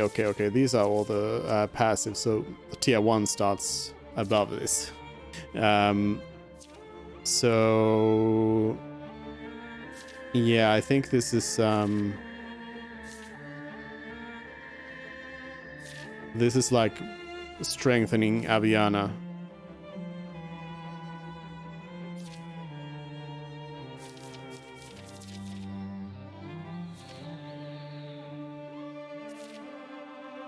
Yeah, this is like pure Aviana strength. This seems to be leadership. Yeah, like this seems to be combat leadership magic.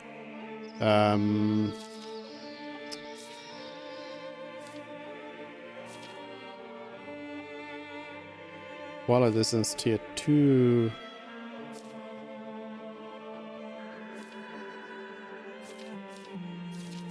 And yeah, you get to specifically ally with different factions, I guess. Wait, it says 0 points. I don't have any points. Mana cost down. You need to have particular classes for these, which is... I don't know how to get to classes. How do I class myself?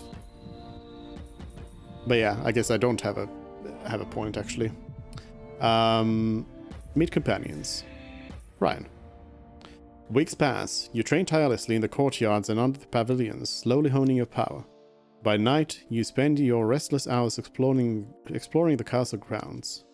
One night, tonight, Orion follows you to the giant structure spiraling up from the rubble of this forgotten land. Inside, you discover a great hall enshrining a stone table, Upon it, a familiar sight. Oh, no voice acting. Look, a map of Nevendar, but if it's accurate, this city is at the center of the world. How has no one found this place? You look down at the sprawling map of Nevendar, dreaming of what this old castle might have been, or what it could be. Hey Avi, back when we first got here, you said something that's been playing in my head every night.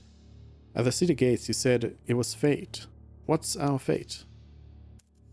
To build a new home, to build an army, to liberate the world. I sound crazy, I know.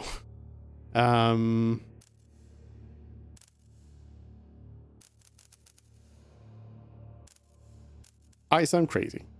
I know it's not crazy, Ori, but when that power was pulsing through me, it was like I could see this place, like it was drawing us here. It would be nice to find a place that actually wants us for once. We've been scraping by, going from one low-paying contract to the next. Now we're trapped here. We're almost out of food and water. Right, but you've been honing your power. Any day now you'll be able to control it, and we'll get out of here. Always stay. This could be the home we've always wanted. It needs a little work, but imagine it. Orion looks around you, inspecting the hall. Yes, he seems to say to himself, as he places his hands on his hips. This will do nicely. Fine. Fine? Yes, fine. But the Empire is going to be looking for us, and they always find what they're looking for, even here. Then we hire protection, which means we are going to need allies. And money. And ale. Lots of ale. Hey, I was already sold. Where do we start? You point his attention to the map. With cunning, any of the denizens of Nevendar would make a strong ally. But where do you start? What do you think of the Hordes? Who do we trust in the Empire? I made my decision. What do you think of the Hordes? The Empire would never expect us to make allies with the undead. What do you think? Avi, Queen of Skulls. It suits you. I've been called worse. All undead worship their goddess Mortis above any other. But if there were a way to get them on our side, they'd make an intimidating ally. If this map is correct, Greyleaf's remote enough that we could go there unseen. They say Mortis's necromancers once called the wood their home. Who do you trust in the Empire? We're enemies of the Empire by now, which means enemies of the Empire are suddenly our friends. You thinking what I'm thinking? The Castle Hale? Lair of the Mercenary King. The gates are open to all. If anyone wants to join our band, that's where they'd be. I've made my decision. I'll keep training my power. When it's ready, we'll head for Level 2. Aviana and Orion start as a neutral faction, but as you progress through your adventure, certain choices improve or worsen your standing with the Nevendar's factions. The better your standing, the more benefits you reap. Your standing affects the units you can recruit, the equipment you can use, and the rewards you earn. It also impacts how certain denizens of Nevendar react to you, and how your adventures will end. Choose your allies wisely. I wonder if you can... If it's one of those games where it like absolutely becomes impossible to like please everyone.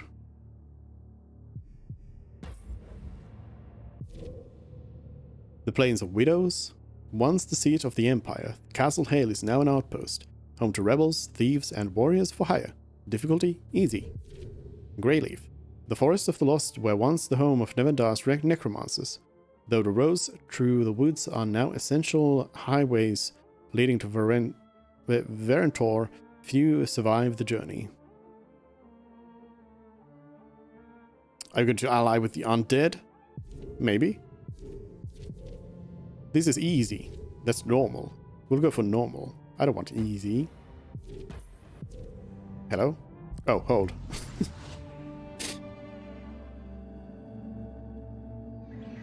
So, this is Greyleaf?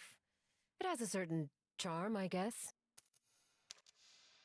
You look to the bubbling swamps and inhale the rancid stink of death oppressively blanketing the forest. Charm, indeed. It's also quiet.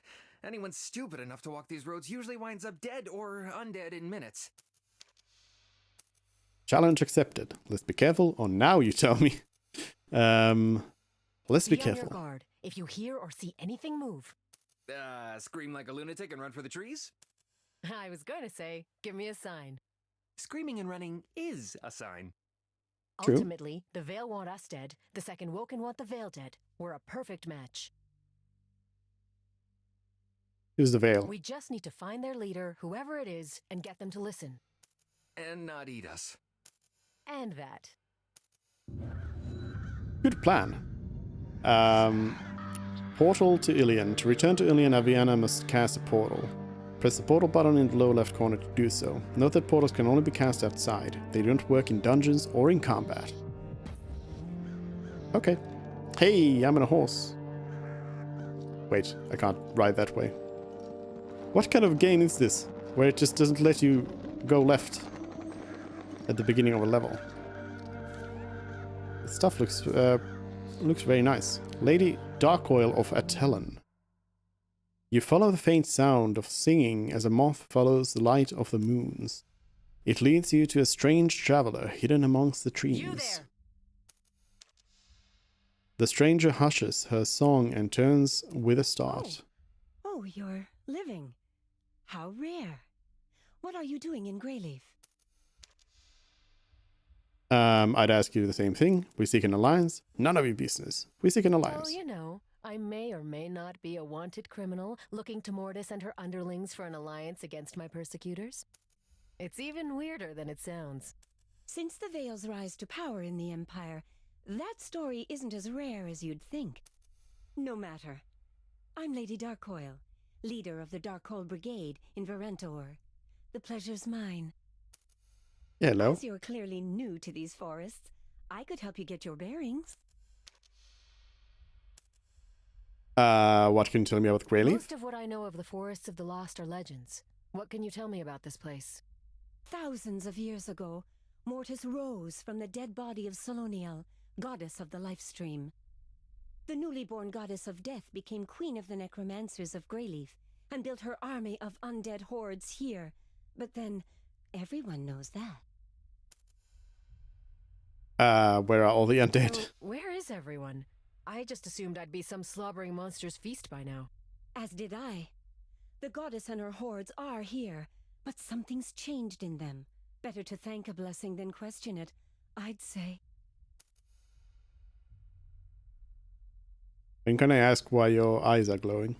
Who leads the undead If here? I'm going to get the undead on my side, I'll need to find their leader.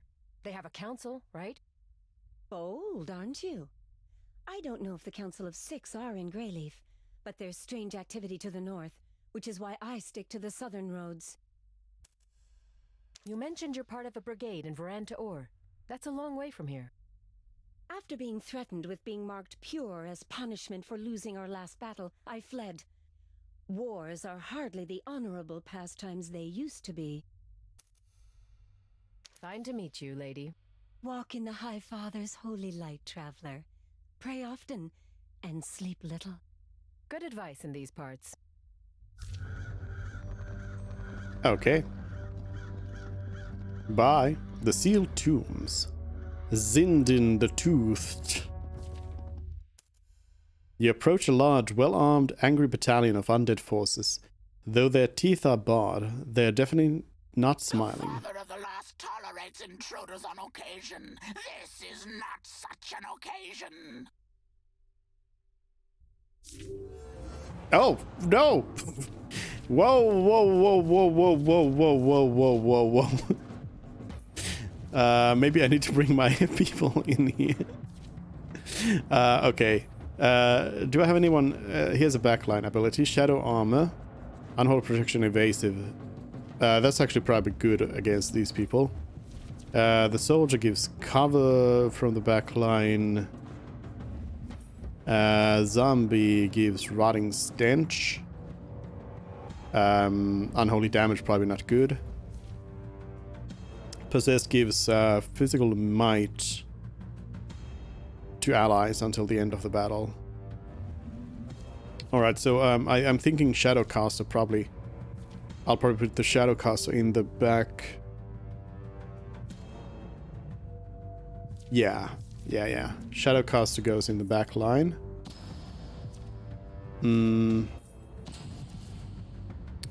Soldier, zombie, possessed. Yes, I can bring them all. Let's see. So zombie has claw attack and then the belching rot.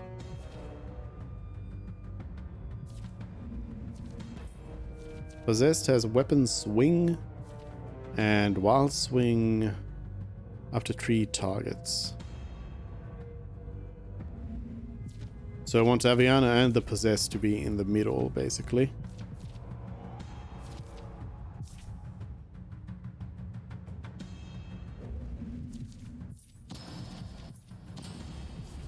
Oh yeah, I didn't actually...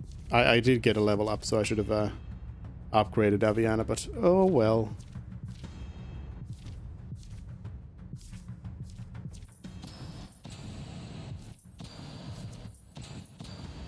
There we go.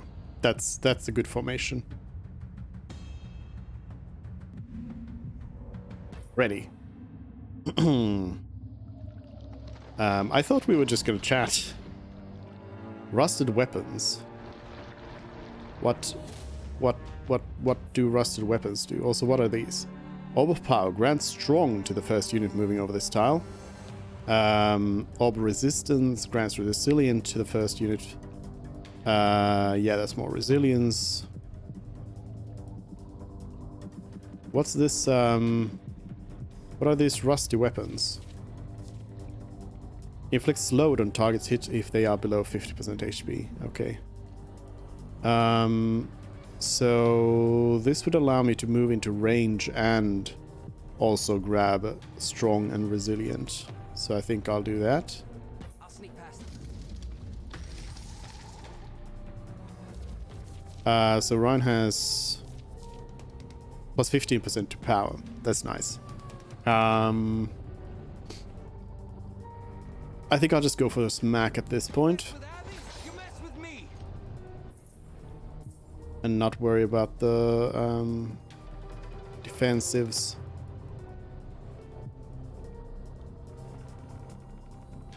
I think I'll just send everybody in here. Let's move. Oh yeah, now I have the spells. I forgot.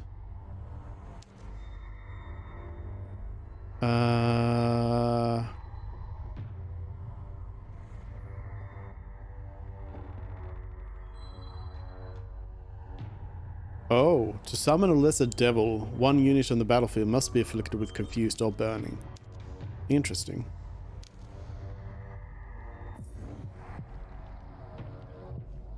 It's not going to deal that much damage, the Waning Bolt. I'm wondering if it's better to just bless somebody. I'll bless Aviana. Then the Possessed will come in here and do some smacks. Just a regular smack. Soldier will have to move in here and defend. And I guess the zombie does the same.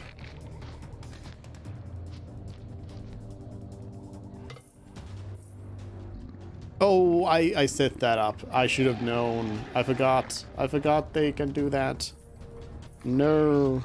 I set up that perfectly for them. Belching rot.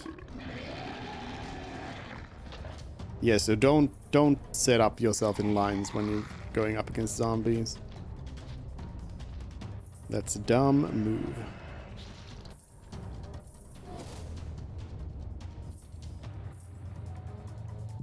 I mean, I would love to be able to flank somebody right now. I think I'll have Orion just wait this time around. I also want Aviana to get into a better position, so I'll wait. Same with this one. The positioning is kind of bad right now for everybody. If the soldier moves here, that kind of gives me a decent spot here. At least gives me flanking. On the offensive. And my zombie... So I can't move to allied units either, which is kind of bad for me. Claw at the zombie. Are these level 3? Oh no. They're even higher level than me.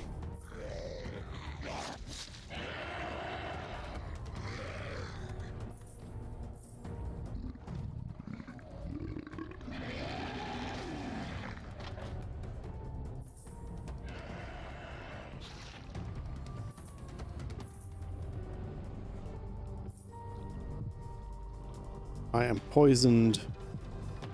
I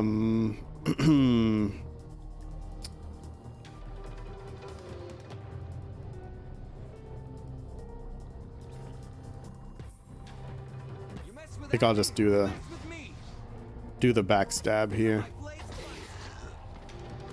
rather than try to go for any fancy attacks. Moving. So this zombie is now flanked by these two, but do I get the flank bonus for anyone else? No. Okay. Graveyard. When units are defeated, they are sent to the graveyard. To see which units are in the graveyard, interact with the graveyard icon in the upper right corner. Multiple spells and abilities interact with units in the graveyard, such as resurrection spells. Be careful. If any units are in the graveyard when the battle ends, they will die.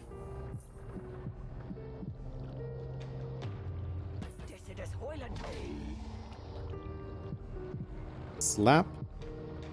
And wait.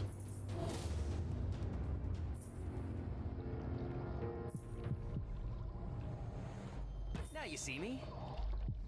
Feel the snake bite. Get the flank on here. Let's move. Oh wait, I should probably... Well, no, we don't have anyone weak enough to need healing right now.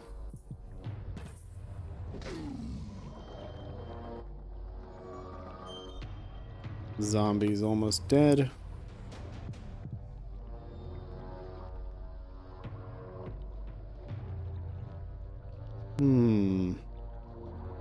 Actually, I think I'll do this so that I can get this confused. Oh, it died. I was gonna get the confused so that I can then summon a lesser demon, but nope.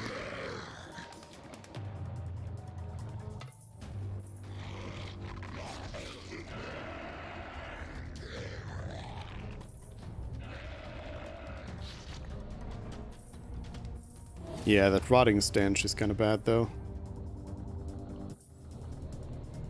I sort of need somebody to deal with that. As in, Aviana needs to do a healing spell. Solonial's Mist. Regen. And wait. I can't go around that, so I guess The twin moons, red and blue. I'll move in here. Breaking the line. There will be no surrender. Then we're just gonna start smacking away at this one zombie. I feel like all of the characters seem to have quite a lot of health.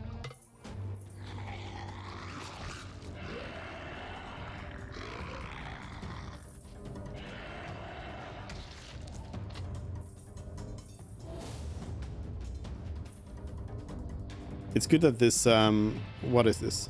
The Zindin here is stuck in this corner. Can't do anything. Feel the snake's bite. Stealth up and stab. Aviana's gonna wait. We make our stand here. Smack. Smack. I'll probably want to try to get Zindin out of there. It depends, actually. Does... No. Okay. Yeah. So for Zindin, we probably want to move somebody back a little bit so we can all attack. instead of being kind of stuck here attacking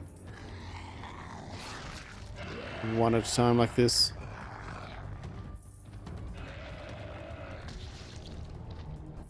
To heal my warrior.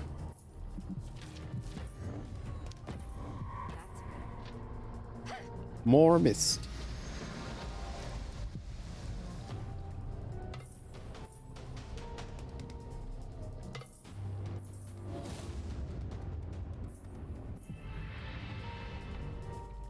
Feel the snake. Dab, and yeah, I'll move back. Oh, shouldn't have moved in that spot. Well, I'll move like this then.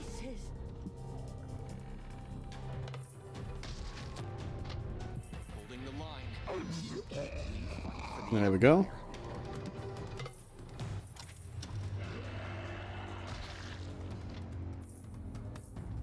Now Zindin gets to move out.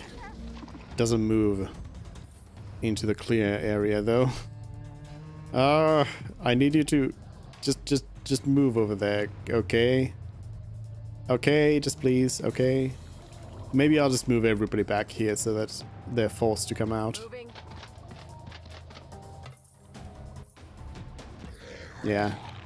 Please come out of there. Round 7. I'll sneak past them.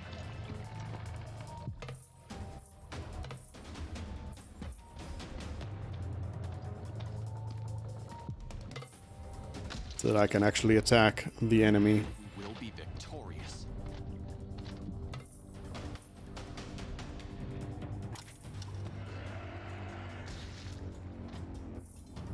Warrior's kinda in trouble.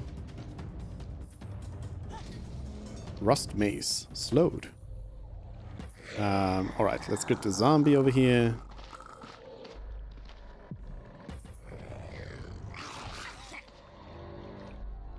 And start smacking away.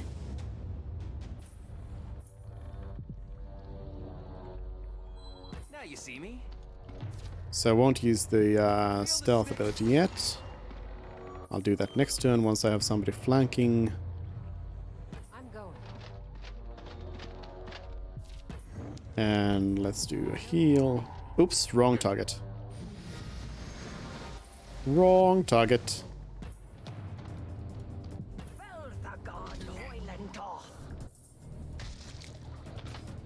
I'll just have the soldier actually hold. Yeah, that heals for so much though. When you just hold your turn.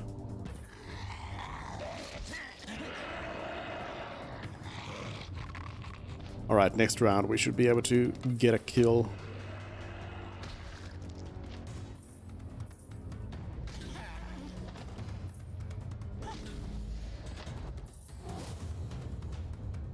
Double smack. Feel my blades bite. Go to stealth and attack.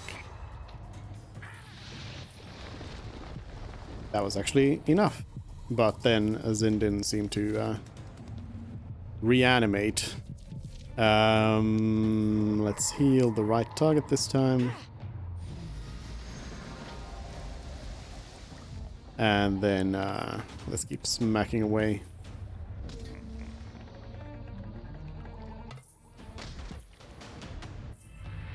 Oh yeah, I can actually confuse now. Zindin's under 50%.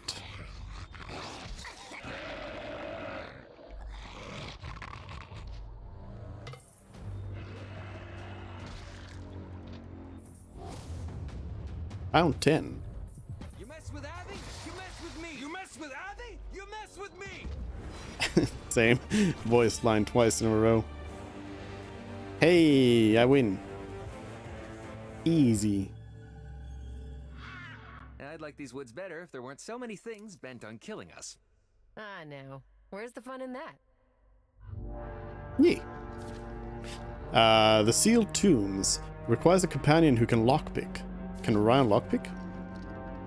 I've never wanted to pick a lock so bad in my life. But. Leather pants. Better not mess with Avi. Let's put on some pants. Mercenary leggings. These pants give me +1 strength and +2 initiative. Nice. It seems like all the equipment is like, yeah, I guess that's one way of getting around not changing your character's model in any way. Just have everything look the same. Good.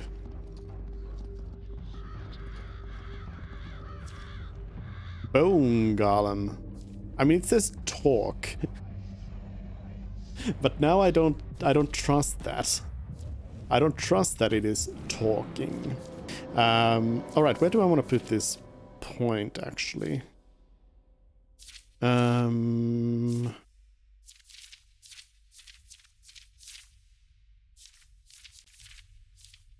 Let us check through some of these.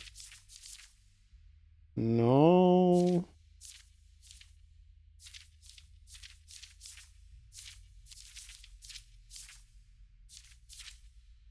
No.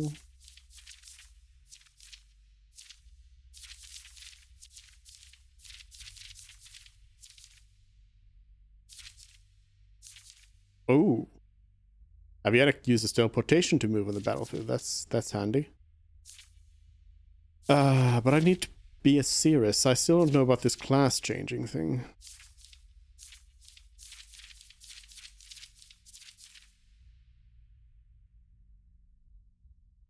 Do you choose? I wonder if you choose in the beginning of the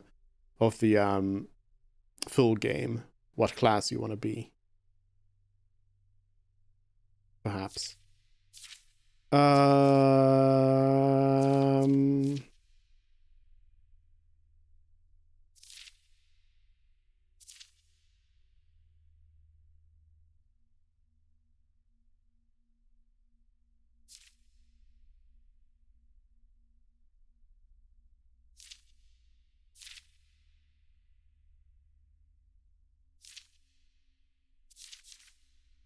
Hmm.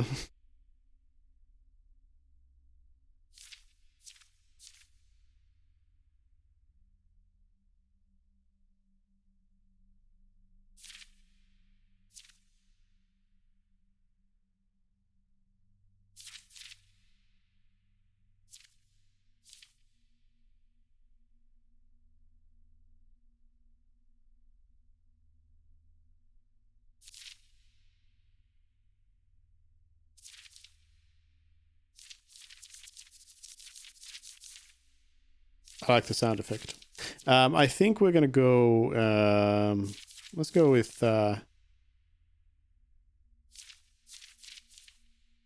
Twilight Might. There we go. Thought long and hard about that one. Okay, let's talk to the Bone Golem. I'm just going to talk. Despite its massive size and sharp fangs, sharp claws, sharp most things, the Bone Golem cowers and crawls away from you. Easy, we don't want to hurt you, unless we have to. Something's wrong with it. Maybe we should put it out of its misery. Let me try talking to it. Agreed. Let's talk to the Bone Golem. It isn't injured, it's afraid. Do you understand me? Understand. Good, good. Do you have a name? Am Golem, am not name. Oh now, everyone needs name. I'll call you Big Guy, Boney, Aviana Jr. I'll think of something later. Aviana Jr. Boney sounds okay. Well, you're a Bone Golem. It's not the most original name, but Boney works. Boney the Bone Golem. Boney am hunger. Then let's feed you. I'm not helping you. Let's feed you. See, you're not scared. You're just hungry. What does a Bone Golem eat? Bones. Obviously. Smart bones make Boney smart. Strong bones make Boney strong. Okay. Bones, right. I could have guessed that. I have nothing to feed you right now. I don't have anything you can eat, but don't worry. I'll find something. Boney not am worried. Hunger. Okay, I'll be back. I'm not sure if something undead can starve to death, but just the same, hang in there. Find the bones uniquely suited to the bone golem's tastes. I need 4 bones. I didn't get any bones from here.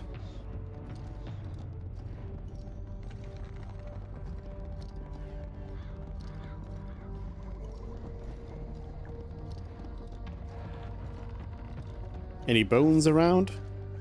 Cisterna. You got any bones? This lake looks strangely beautiful compared to everything else here. On the surface at least. Not sure I want to find out what's at the bottom. Strange bones. Interact? I am pressing interact. At your feet, a simple burial marked. Here lies an old man. Okay. Did I get bones? Have I acquired bones? Yes. Iron. Undead. Is that the level? There's 11 level 20 enemies. Nope. How about nope? How extensive is this demo? Or is it just they've just added anything? There's a capturable iron mine over here. Some more minions. Ball of souls. Is it just a dungeon? Yeah, I guess it's just a dungeon.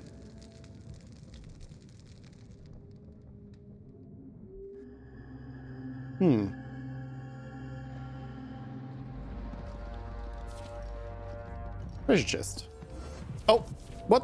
What? Retreat. Where did they come from? What? Deedrot, Holy Headhunter. Fairy Neil, Lore Master. Poisonous Vines. It requires a companion who can clear vines. Orion? Why can't Orion do anything? Mana Fountain? Oh, you do need to replenish mana, or you don't.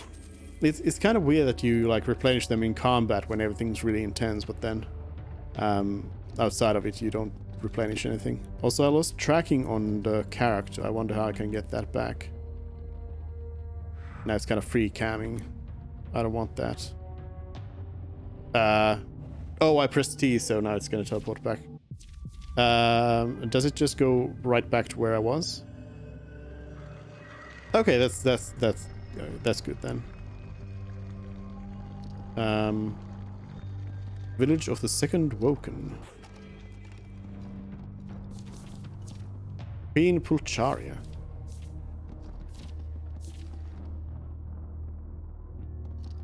Somebody who can cleanse corruption. So I guess you can like I think the Bone Golem is probably a companion then. Gateway. Requires a companion who can open gateways. we need companions who can do everything. Why can Orion do nothing? Edgemar is our actual goal.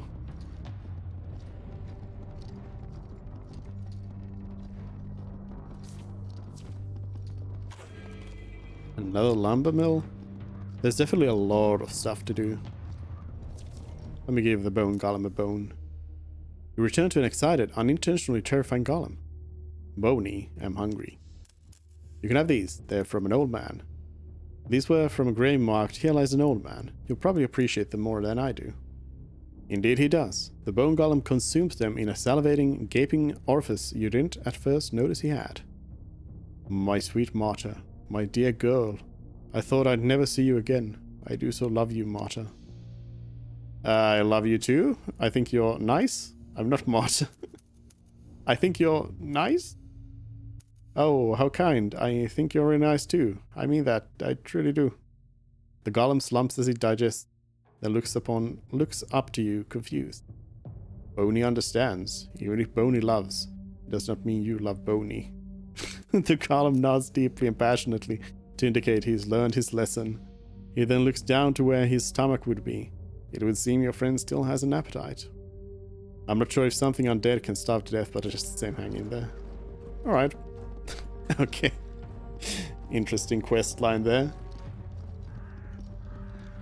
Feeding a bone golem some bones. Ruined tombs. Huh. Well, I mean, first of all, seems like a really good game. Definitely something I'm looking forward to getting. But also, how big is this demo? Like I was half expecting it to end when like we fought the priest. But apparently we can do this whole area, and then there was the whole other area as well. So I'm noping out of this so we can play something else. We don't have time. So let's jump to the next game then. Very good though. Very good. We have up next. Oh yeah, when's the game coming out? Should check the release dates for these. Oh, okay. See,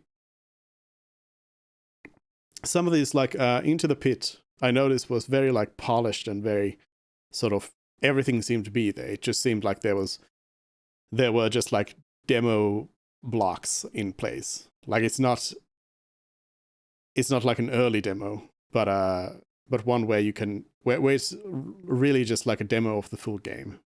So this one comes out on the 21st of October, so in 2 weeks. It costs currently it's minus 10%, so it costs €40 normally for the regular edition. I mean, it's a nice price. It's not the full 60, so. But I would have that money. When did Robin Hood come out? Robin Hood is TBA. Okay, so that's still ways away then. But yeah, Into the Pit is coming out on the 19th, which is another one that I was like thinking that I'm definitely going to be getting. No price info on that one. Anno Mutationem is coming out in 2021, so not long for that one either. Starship Troopers is coming out March 31st next year, so in 5 months. Tunic is TBD, no info on that. Dogs Organized Neatly is coming out 2021. So not too long. But up next, we have 2 more games left. I think we're going to jump into King Under the Mountain next, which I'm just going to check beforehand, is 24th of November, in 7 weeks. It comes out in early access, I think.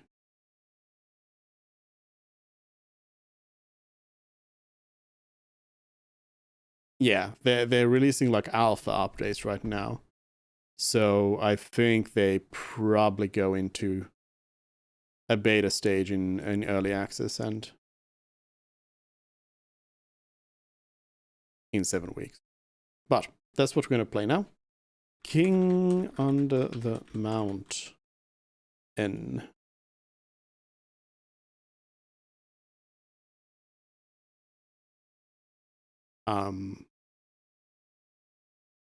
It's running. Okay, here it goes. Took a while to activate.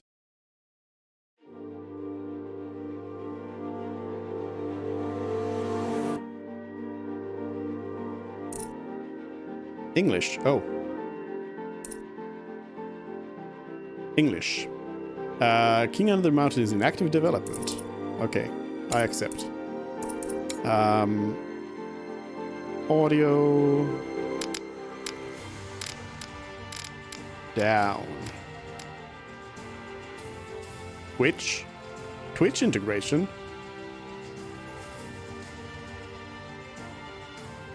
Did the game... Oh, the background kind of stopped scrolling.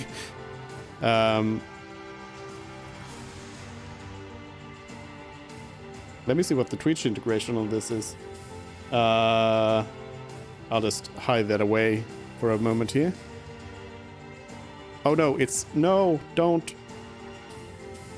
open everything. No. Let's see.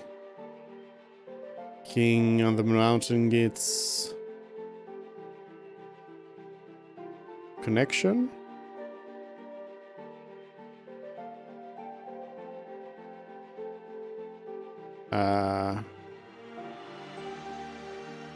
Better loading something.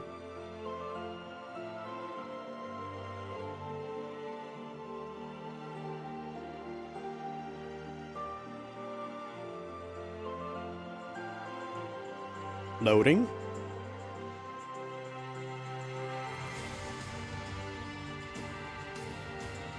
Oh, gotta love this. Their domain name is kingunderthemount.in.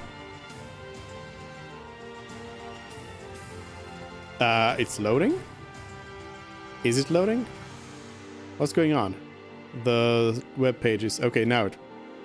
Copy and paste the code into the code. Submit. Use viewers as settler names. Give priority subscribers. Okay, so that's apparently the the extent of the Twitch integration, at least for now. But I mean, it's nice. There's at least something. So, sure. Use viewers as settler names. Sure. Give priority to subscribers. Why not? Crash reports and all of that.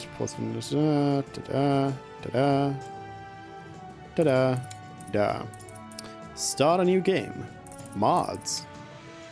Settlement name. White Honor. That works. Map seed 5779533151602200412. That's my favorite map seed. This is an early alpha version of King Under the Mountain. There are many features still to be added, and bugs are to be expected. In a future update, you will be able to use this screen to customize your starting settlers, resources, and even map and gameplay settings. Please join our Discord community to report any bugs you find or offer feedback so we can work together to guide King Under the Mountain to become the best possible version of itself. Thank you for playing. Begin. Welcome to the world of King Under the Mountain. This is an early alpha version of the game with more... Your interpreted band of dwarven settlers have chosen this area to found a new colony of their kingdom, provide food, shelter, and prosperity for them, and who knows, maybe one day this will be the capital of a kingdom of its own. Start the game by selecting a location on the map with enough space and clicking the begin button. Alright. But I don't know what these different terrains are. Okay, I can only, like... Oh, no. I can move freely.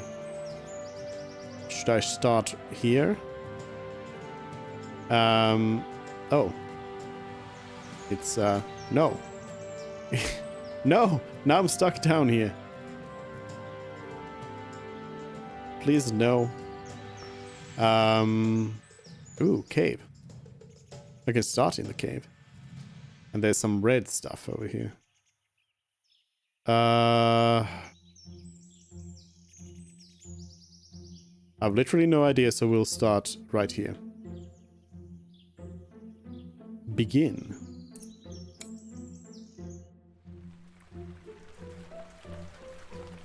Click tutorial to be guided through the basics. Hints only to skip the tutorial, but be provided info. What is bevel here? Tutorial. You can use the WASD key, so the arrow is to pan camera around. Yes. QE zooms, yeah. Minimap. Okay. The upper right section of the screen shows the current date and time. That's controls for game speed. You can press the spacebar to pause or unpause. And the speeds. You can also click the speed icons to change the speed. Yeah. Saved automatically at midnight and also whenever you exit game, and quick save. Very nice. Your settlers have 3 basic needs to fulfill: food, drink, and somewhere to sleep. Although they will complain about it for now, they can drink from the nearby river and sleep on the ground. What they can't do is magic up some food from nowhere, at least not without mage around. So we will focus on food to begin with. The first thing you should do each spring is ensure that enough crops have been planted for the harvest in autumn. Farming is a reliable and sustainable food source, but you need to make sure you have enough crops to feed your population between each annual harvest. A good rule of thumb is to ensure you have 10 tiles of crops being sown for each settler in your population. Currently there are 7 settlers milling around, so go ahead and click Zones, Farm Plot, and designate drag out several farm plots on grassy areas. Alright? Zones, farm plot. And 4 farm plots with 70 farm plot tiles altogether.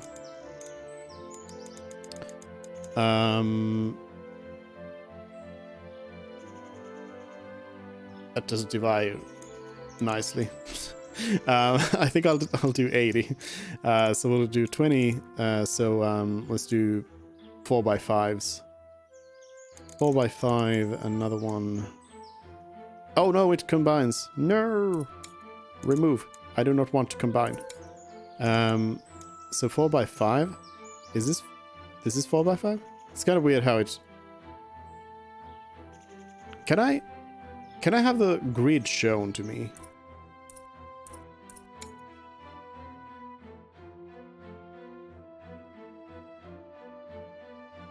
No.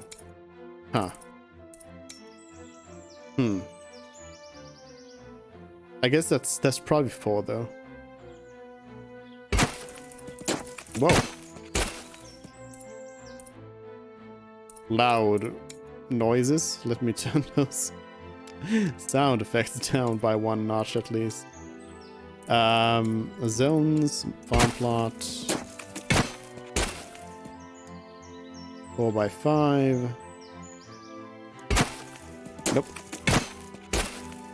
4x5 and 4x5. Oh, they set up some sort of a tin cauldron over here.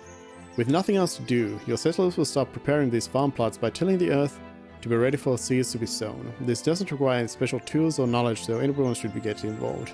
This prepares the plot to be sown, but you need to select which crop to grow on each farm plot before a farmer will come and plant the relevant seed.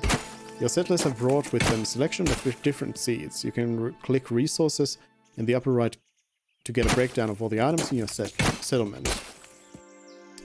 That is a really loud sound effect. For the seeds to actually be available to your farmers, they need to be stockpiled compared to being held in a dwarf's inventory like they are currently. Click Zones, Stockpile Seeds. You can right-click or to go back up to a previous menu and designate an area to be used for seeds to be stored. Your settlers have also brought a bunch of tools with them that will need moving around. From stockpiles, also choose tools and designate another area to be used to store tools. Okay. So let's zone a seed stockpile here between these. Like so. And then a tool stockpile.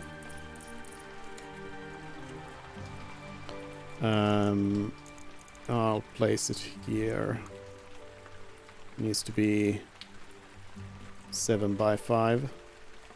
After some... Oh, is this like a general stockpile or something? After some time, your settlers should put items they are not using in stockpiles, like the seeds there that are to be sown. Left-click on each farm plot and assign a crop. Don't select barley or hops for now, as these crops are used in the production of beer, not food. Carrot? Wait, I need to check what I actually have. What seeds do I have? Oh, I have everything, basically. Okay. I wonder what the difference between them is. Carrots. So we have carrots, corn, potato, tomato, wheat. Carrots, corn. I leave tomatoes out because tomatoes suck. So your farmers will now get to work sowing the seeds you have selected to these farm plots. Sowing seeds does not require any special tools, but you might want to assign more settlers as farmers. Left select on a settler who is wandering around aimlessly. Click on a settler lets you see their name, profession, inventory, needs, and happiness. Click on the blank square button next to their other professions to set a third and final profession as a farmer. Note that some jobs require the settler to have a specific tool in their inventory, and if none are available in the settlement, they won't work on jobs that require it. For example, you can assign more settlers as woodcutters, but they can't chop down trees without an available axe. Alright. Chef, stonemason, and farmer. That's what I was looking for. And farmer. Your crops will now grow and eventually be harvested by your farmers in the autumn. Some crops can be planted again later in the year and survive through the winter, but some do not. To get the most out of your crops, it is best to produce soup from the vegetables harvested or bread from the grain. Let's get a kitchen set up to produce soup once your crops are ready. Go to the top level menu. Are these people dead? Go to the top level menu, then zones kitchen, and drag out a kitchen area. For now, you can build this outside, but you will eventually want to move the majority of your work areas inside for protection from the elements. Alright. Unlike farm plots, kitchens and most other rooms need furniture to function. Click furniture when you have placed a kitchen zone, and you will be presented with the furniture that can be added. To produce soup, you need to build a water barrel, kitchen worktop, and cauldron in the same kitchen zone. Also designate a food stockpile to store any harvested crop. Okay, so kitchen.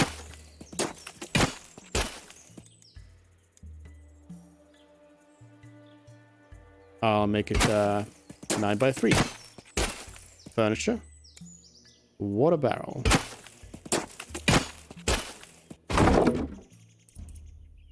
Kitchen worktop. Cauldron.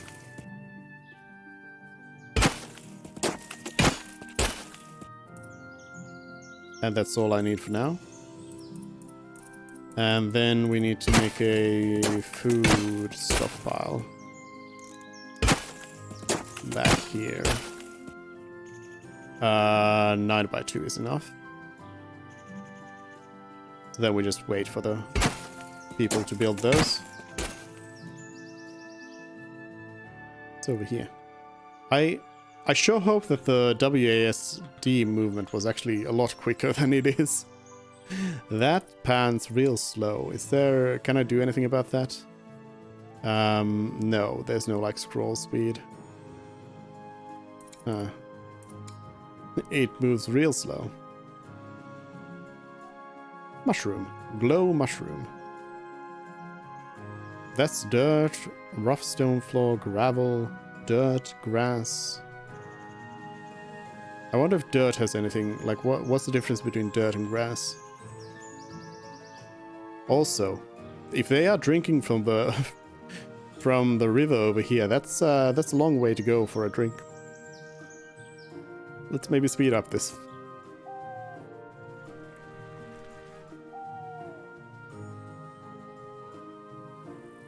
Got a lot of beach plain. Lots of different tools over here.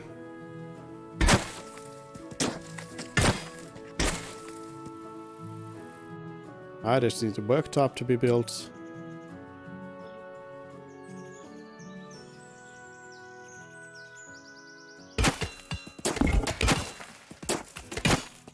When your crops have been harvested, cooks will bring...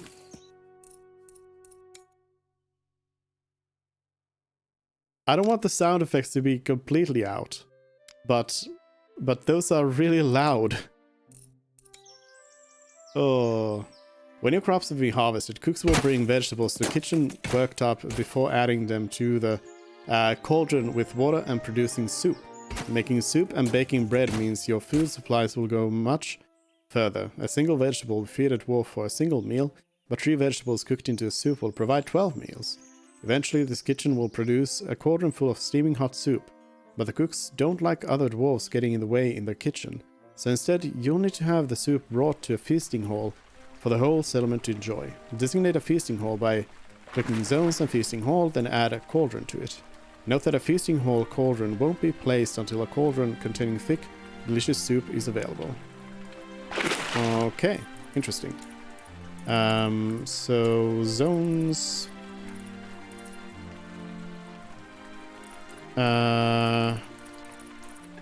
Feasting hall.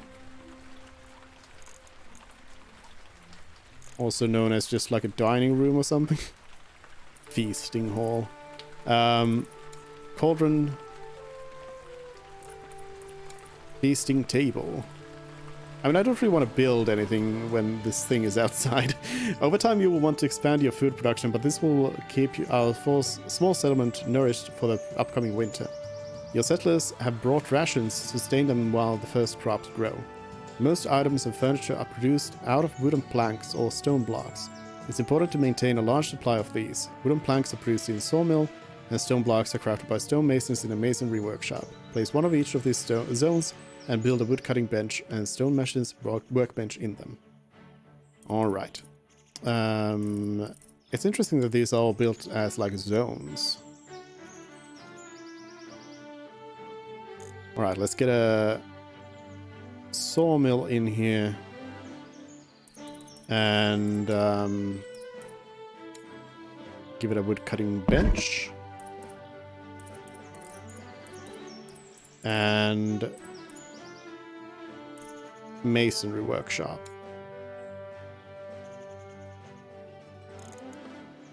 Right next to it then. And a stonemason workbench.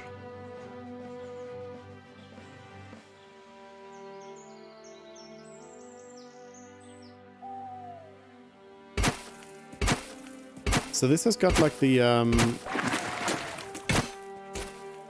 those sound effects that are super loud. This has got the aesthetics of like well, it's like, well, it's pretty RimWorldy altogether.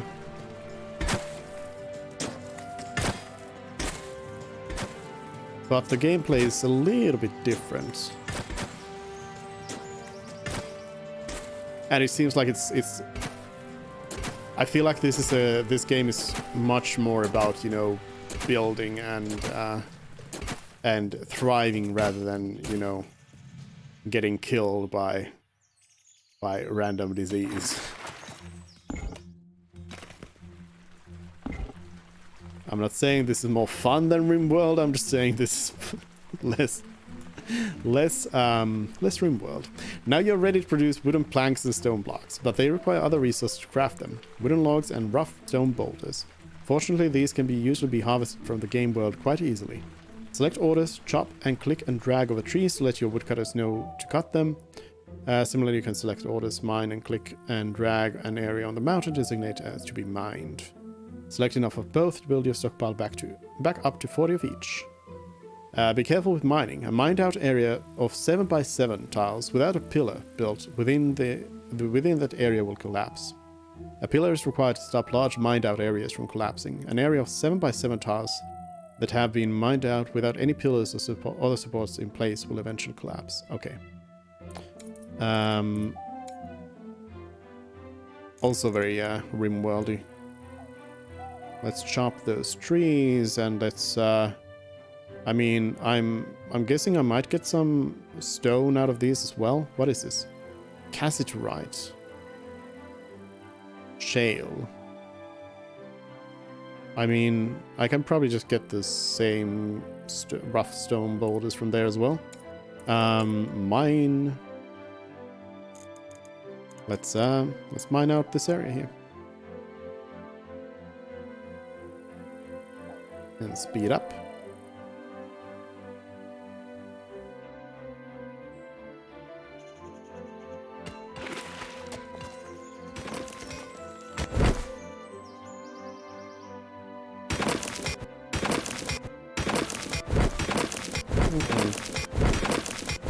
Oh.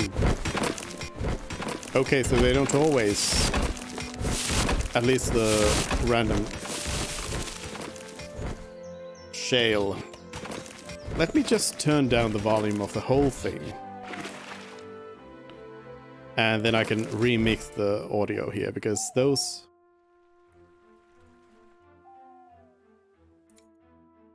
I will... Wait, what happened?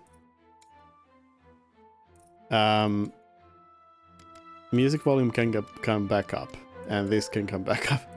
They're gonna have to do something about those sound effects.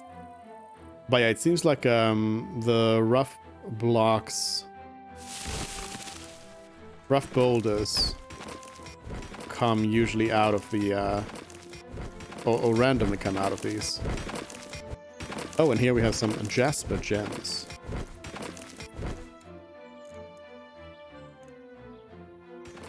Wait, is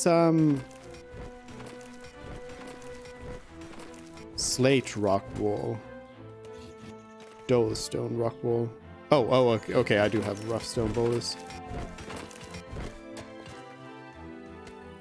This covers the basics of playing King on the Mountain. For your next challenge, aim to set up a functioning metalworks and forge provided with fuel and refined metal ore. Refined metal ores are produced at the ore crushing station, and fuel can be crushed from coal or produced out of wooden logs with a charcoal clamp in an earthworks. Good luck! I like how at some point the tutorial just kind of pieces out there, like, you figure out the rest. Oh, H-Bomb! Hello, H-Bomb. Which demos have you missed? You missed all of them that are on the list, except for this one and what's the last one? Alliance of the Sacred Sons. And they are all good. My, I'd say like my favorite ones so far have probably been Disciples Liberation and... well, I mean, they are all of... They are all in different genres, so it's kind of hard to compare. But Disciples Liberation is actually one game that I'm thinking I'll actually get. And Into the Pit. I mean, all of these are ones that I could definitely see myself getting, but those are the ones that I'd maybe like prioritize. Yeah. Okay, so can we now actually like build houses, rooms, buildings, and not have our kitchen just be out here? I mean, it's one way to fill out your water barrel is to just keep it out like that. Why not? Let's build a kitchen slash food storage building here. So, walls, single, L-shape, room. Oh, room. Stone, wood. I'll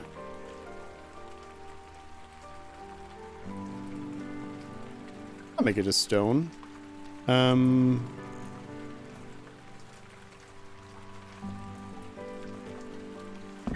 by 11. That's probably... I feel like that's pretty big, but let's give it a go. Slap a door on it. What? I can't like slap a door on a wall that hasn't been built. Wait, I don't want it there. No. Can I copy? No.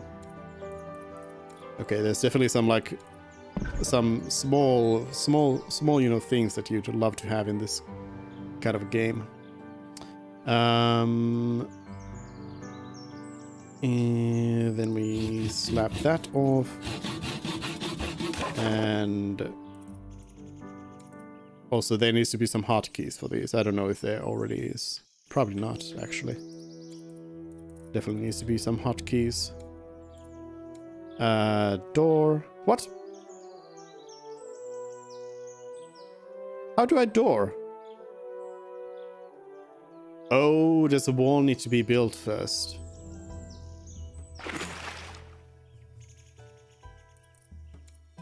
How do door? Oh no. Also, I just realized they're gonna be building that out of any stone they have. No! No! Do not wait. Cancel everything. Cancel everything. Walls, room, shale, please. Do not build just like any random stone that you can find. I guess we can start building the flooring at the same time. We can make it wooden flooring. What are these? Well, we got a little bit of everything here. Let's do birch flooring here. Oops. Flooring, birch. Does flooring need to be underneath the walls? I don't know. I'll build it down there.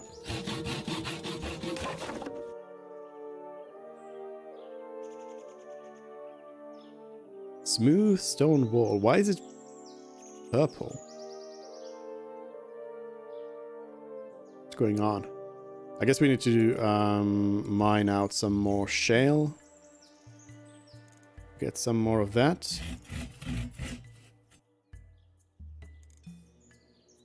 Mine out some more of that.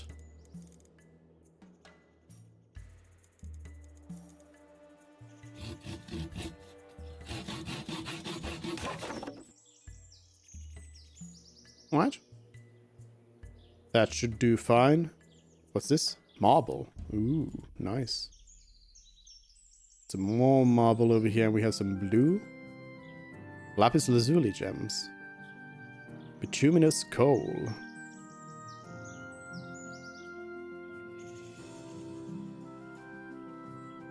All right, so it's very RimWorld, but just less, you know, RimWorld. Chop.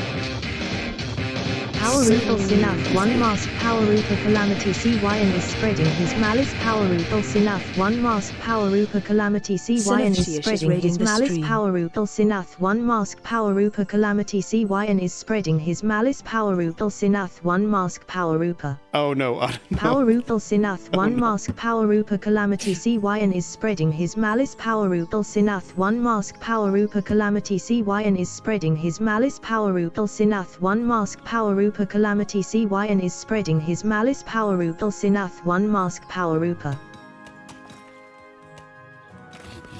Hello, readers. Welcome in here. Hello, Sin.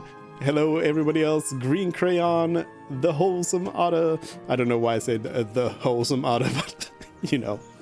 But welcome in and thank you for the subs, Sin and Otter. Welcome in. How was Metroids? Let's get a shout out for Sin. Which Metroid? Fusion, that one. Oh, and that's the Metroid. He's the wholesome mother, though. True. But welcome in. We're playing some demos.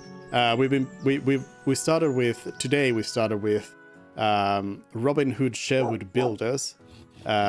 We played some a Disciples Liberation, and this is King Under the Mountain, which I just kind of started. Seems like RimWorld, but with less horrible RimWorld-ish stuff. Also, why is this one piece of... Check this out. Why is this smooth stone wall here? Why is it purple? What? Oh, I think I might know what this is. See, this one says it's a shale smooth stone wall. This one doesn't say what material it is. I think this might just be that the wall was built and it bugged out and it didn't actually have like a, a material assigned to it, so that's why it's purple. Yeah. So it's an alpha demo, so so understandable. But yes, Metroids are good. We're getting there. I think we're doing well. I don't know how far we are, but probably good a ways. I've never played Fusion, but if you have, you know, like in Super Metroid, if you have the same kind of menu where you see exactly how many how many like things you need or how many slots you have for upgrades. That usually gives you an idea. And Bronco Freestyles here as well. Hello, Bronco. I have to fight someone on Steam for the wholesome harder name. Oh no. Oh no, that's always the worst. Do you think Robin Hood is going to be a better medieval dynasty? I mean, no. It was a little different feeling, and you know, it's third person versus first person, and I'm gonna demolish this purple wall here. How do I destroy that? But yeah, I don't know. It was different, and well, we didn't get very deep into it, but it felt like it's a somewhat different kind of a game. Purple wall, best wall. No. Oh. The whole screen shakes when you destroy a wall. Good to know. I need... okay, the UI really needs some work. Shale. Wall. Thank you.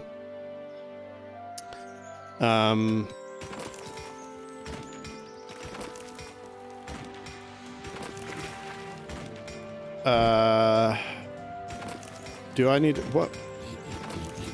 What's a... who's a... who works on building? I guess I need more stone cutters, probably. Crafting?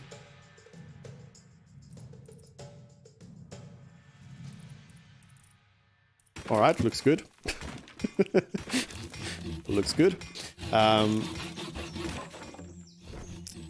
You actually reminded me that I need to play all the demos before they disappear. All the demos. When's Next Fest ending? I mean, I think a lot of the demos are probably going to be available afterwards as well.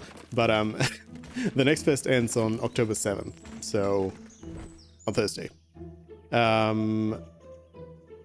But yeah, I assume that they a lot of them are going to stay afterwards as well.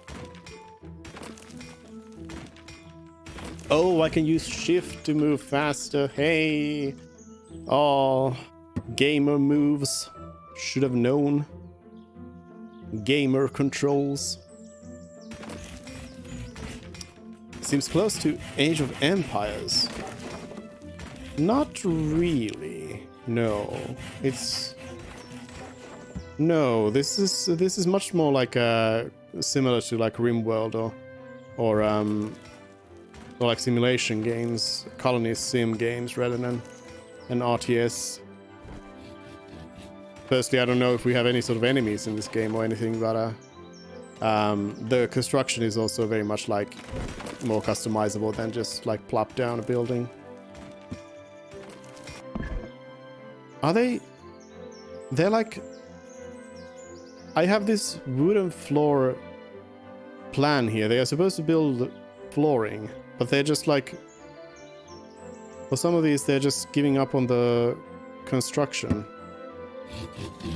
I don't know why.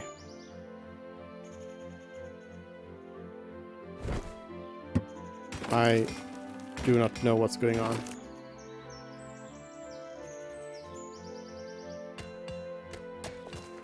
But yeah, it's definitely alpha still. Let's see. Carrot plant. Hardy root vegetable survives the winter frost. Carrots grow quickly, but only produces a small crop. Can be planted in spring, summer, or autumn. Yeah, it's very RimWorld in this sense as well. Yeah.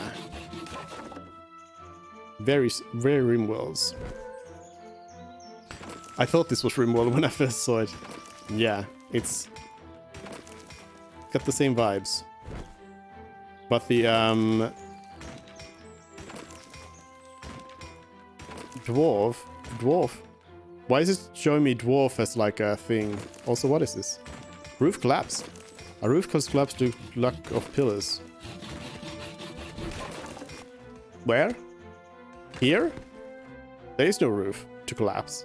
What are you talking about? Game? You confuse me. Okay, so they are either super slow at building anything, or then I'm really bad at assigning them to correct stuff. Let's give this a priority. Do this stuff, please. Granted, it's okay, it is a big building, but still. It shouldn't take them forever to do. Also, where do I get more dwarves? Settlers. I don't, I guess. Crafting, resources.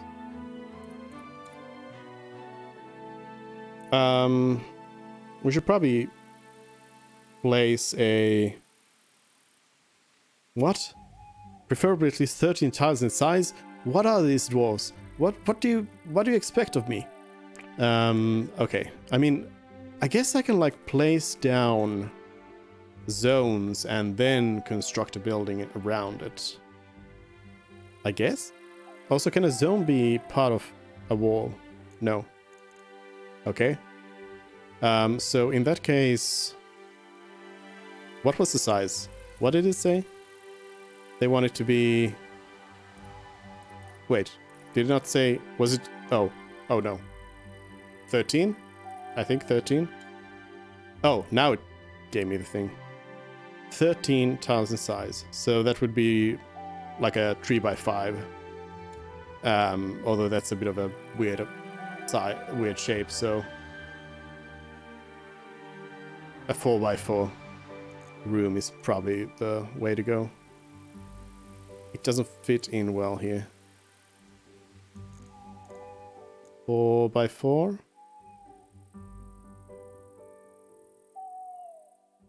And then... No, wait. That's... No. Incorrect. We need the walls around it as well. So... Nice tunes. 4x4. Then there would be a wall here.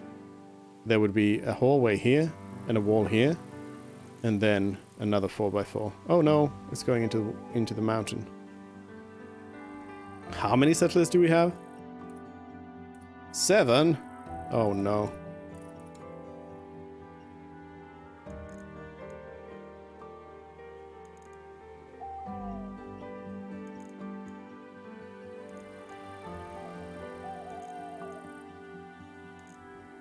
There you go. 8 bedrooms. Furniture, bed. Stone bed. Wood bed. Yeah, you can have any sort of wood bed you want. How do I... Wait, how do I... Oh, there we go.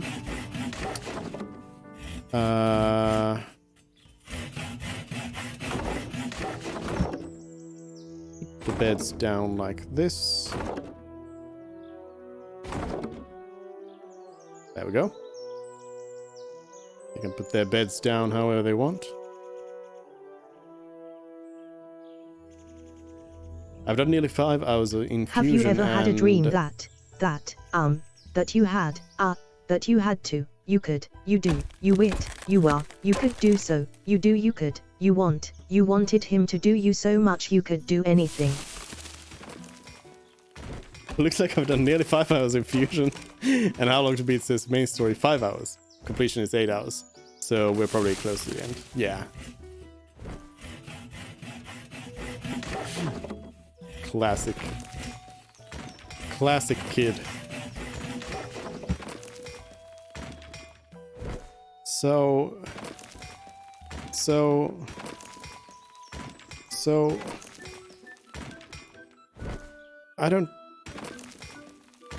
I don't know why they are so slow at building. Or they're like slow at everything. Why are they so slow? Dwarves, get faster. Let's to speed it up and see what happens here.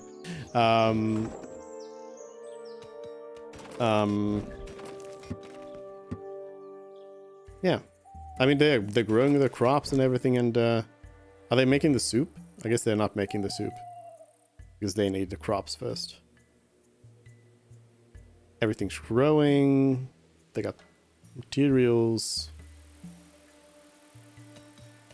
Oh, somebody's got a bed already. Beach bed. Do I need to assign this to somebody, or do they just assign it to themselves? They probably assign it to themselves. Like, they built this bed real fast. Is it just that they're not cutting the stone, I mean, fast enough? It seems like I have 2 stone masons. So, what are they expecting of me? Let me build another stone mason workbench then. Because I got the stone here. We got the rough boulders here. We got the station to make those. Can I increase the priority? Stone cutting priority? You know, it's always a good time when you go into this sort of game and you increase the priority of stuff. Just like increase everything to top priority. That's always a good plan. Oh, Sid's going to work. Alright, thanks for the raid again, Sin. And the resub.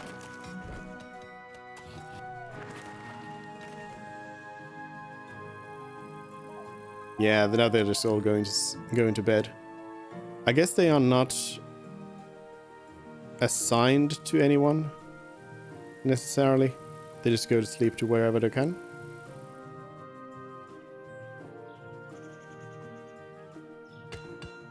Yeah, seems like they just pick a room and go to sleep.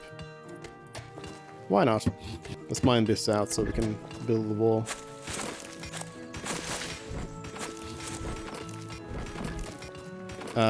Priority highest for this one.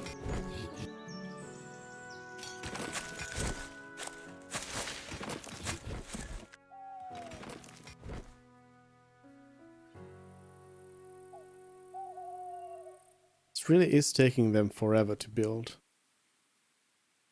And even the the wood flooring is taking forever. Silly dwarves. Anyways, I should. No, they have not built the parts of the walls that I want to turn into doors yet.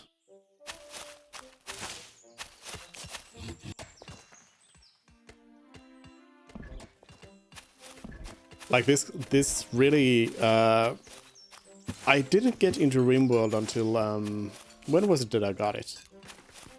It had already been around for a while, but it was still like quite early in the early access though when I got into it, and yeah, this definitely like reminds me of that a little bit. That, you know, there's some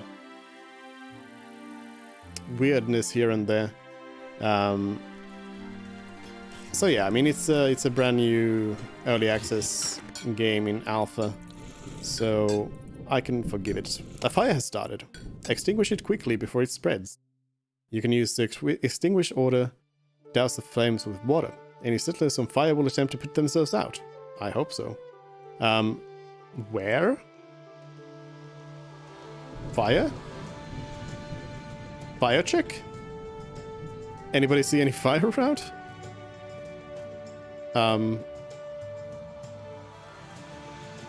It kind of sounded like it was... Oh. Do I care?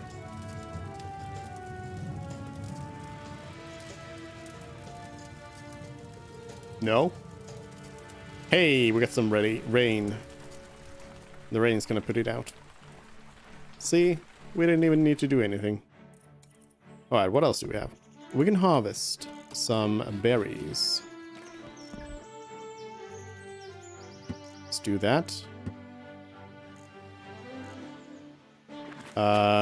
We can clear. What's a clear then? It clears the bushes. Why would I want to do that, I wonder? Tooltip?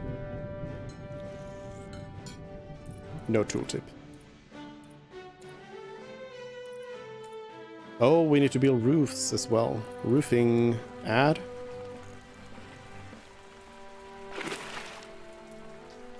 Oh, maybe they did try to build roofing here, but it collapsed because it's too...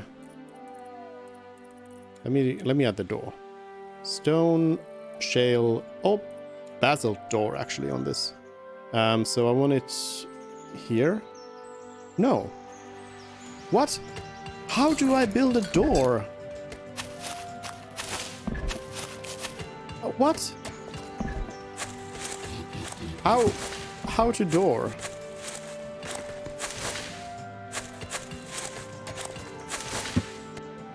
Okay, look, here we have a spot where I've built walls on both sides. Maybe that's the requirement. Door? Door? Okay, so you... Okay. Okay. Okay, I see how it is. Shale, so we need to demolish that and then that. And then add doors to it. The door command.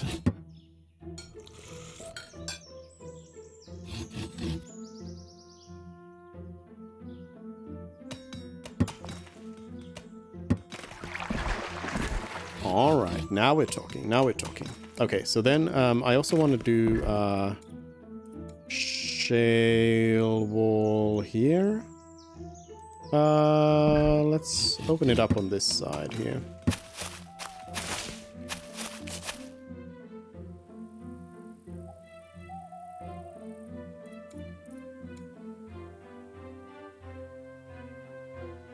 Destroy all of that.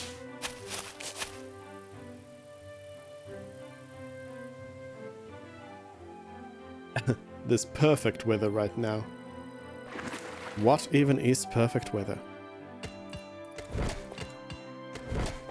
Let's get some gems. I don't know why I want the gems, but you know, with walls, so why not? Alright, so now we go and we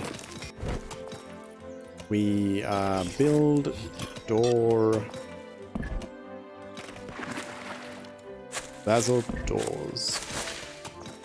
Wait, does it? No, surely it'll turn around the correct way.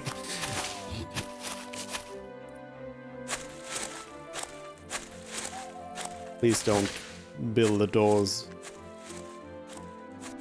incorrectly. Oh, can I harvest the mushrooms? Yes. Get some shrooms. What is this? Rough stone floor. Oh, okay.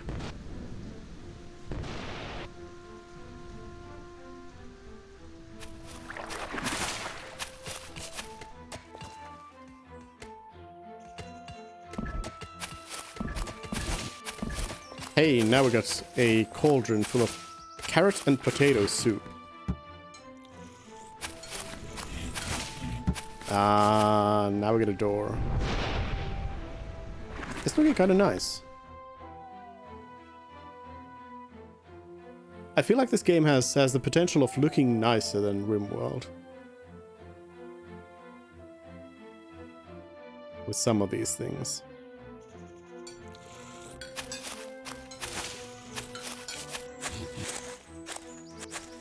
Not that that is necessarily a very hard thing to achieve.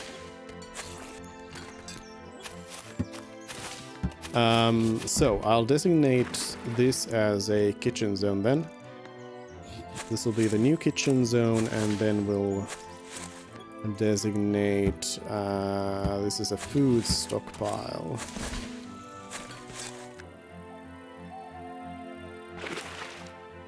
And then I need to do the kitchen furniture. So, water barrel.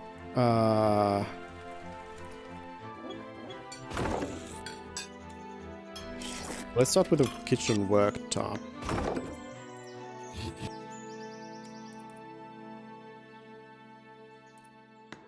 Crispin grinds wheat into flour so it can be used by a chef.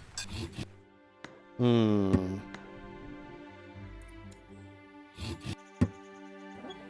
I can probably fit all of this in here. Baker's worktop. Oh, that's pretty big. Baker's oven. Pretty big again. Kitchen worktop. Cauldron. Yeah, I can... This furniture cannot be rotated in this version of the game. Okay. Kitchen worktop, cauldron.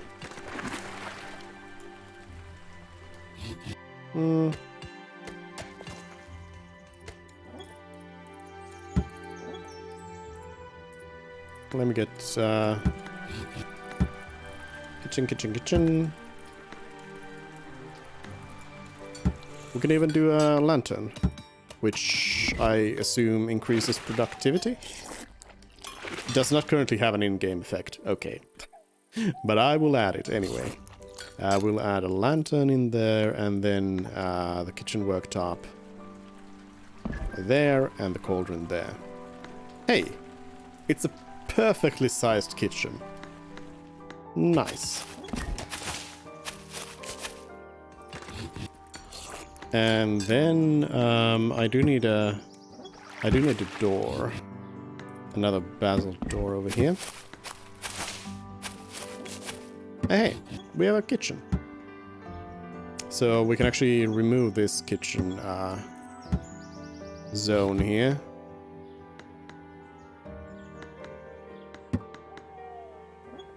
And also this stockpile zone. So they use the one indoors.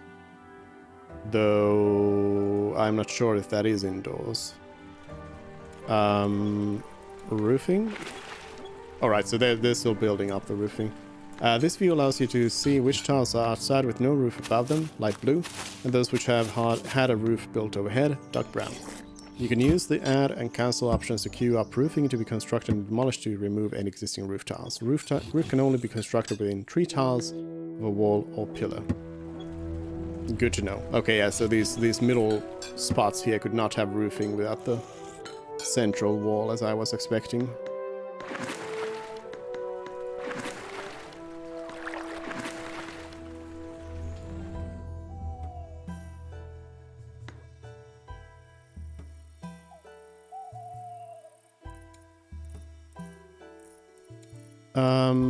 What did it say that we needed to build? Oh yeah, metalwork. So, so yeah, we can make metal. We can brew brewery stuff. We can farm mushrooms. We can have graveyards for dead settlers. Well, I guess if they die from, you know, starvation and such. Earthworks for large constructions. Let's look at some of these furnitures. Charcoal clamp. Hello? It's not bringing up the... Oh, this is a pile of logs covered with earth and slowly burned to produce charcoal, which can be used as fuel. Ooh, interesting. Well, that's not large. Lucally is here. Mark check. Hello, Lucally. How are you doing? Carpentry workbench. Buckets and barrels. Metalworks produces ore crushing station. Crushes ore. Coke oven. Converts bituminous coal into coke so it can be used as fuel. Bloomery furnace. Crushed ore and fuel into metal ingots. And forge to craft items and weapons. Sawmill is sawmill that we saw already. Brewery. Just brews stuff.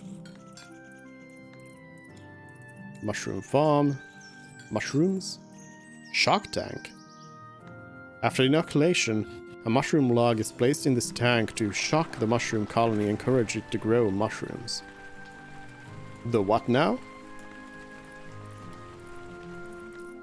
Then we have a feasting hall. We could build chairs. Be a tapper. Important. Bedroom. Can only have bed. Alright, alright, alright. I think that's about it. That's about it. There's not... It doesn't seem like there's much to do in the game at this point. Other than, you know, build bigger. But, there's no, like, goals or anything currently, and... yeah. I don't know if you can get, like, more settlers somehow and grow in that sense or what, but your building options are quite limited as well. There's no apparently right now there's no, like, it doesn't seem like there's any technology tree or anything like that to go through, so but yeah, nice demo though. Gives you definitely an idea, and this seems like it could be a... I'd kind of hate to say that it's sort of... I'd hate to put it in the same category as RimWorld, because it's... Well, it seems to be a lot more peaceful. I mean, you can craft weapons, so there's probably going to be some trouble in the future, but... it doesn't seem like they're going to be going with the, you know, brutal survival ideas of RimWorld, so... That's King Under the Mountain. Dwarf game. Very nice. I'll see if I maybe build that further. But that's the end of it. We have one more game to play.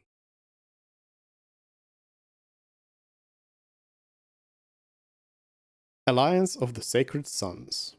This was another one of those games that I just kind of... I glanced over it, and then I looked at the genre, and I was like, 4X game? Okay. And that was it. Alliance of the Sacred Sons. The final game.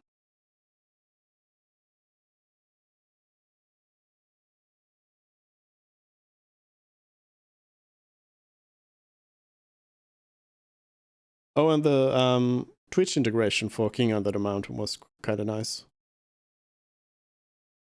Like, more games in that genre should have stuff like that. Loud. The year is 3050 ADD. Humanity stands with you were born to save. Press any key. Oh. Oh. I was engrossed in the story, and then you asked me to press any key, but I don't have any key. Alright. Welcome to Outs. Thank you for trying the demo version. Please remember that this is an early beta version of the game, and many game elements are incomplete or will change during final development. Coming in the full version of Outs, more houses, 130 plus text to discover, 100 plus impress skills, and 6 distinct and offsetting development areas. Full military system with extensive ship production system, more military operation types, and ground combat. More plots.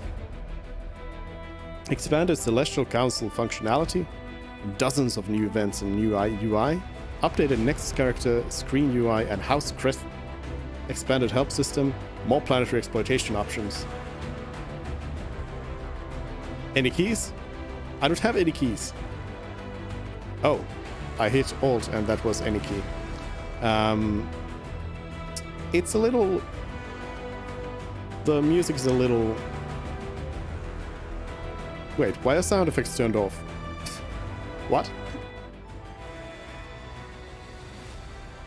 But yeah, the music is a little majestic. Also, this star is very wobbly. Is that what the surface of a star is? Does it wobble away like that? I want to check for this one. What was the release date for this? 2021. Okay, so it's pretty like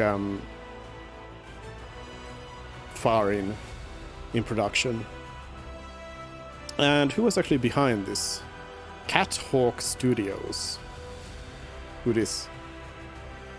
They have done this game.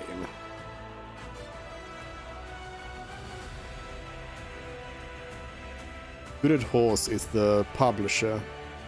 They have published Frontier Falling, Terra Invicta, some space stuff.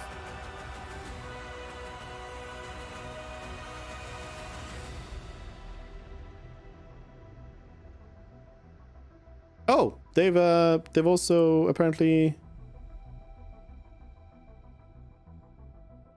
Huh? Wait, what? It's saying they have.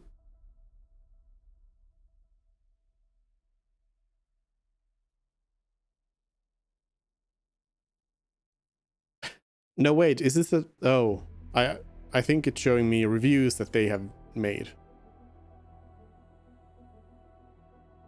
Yeah. Okay, so it's a new publisher, new developer, at least on Steam.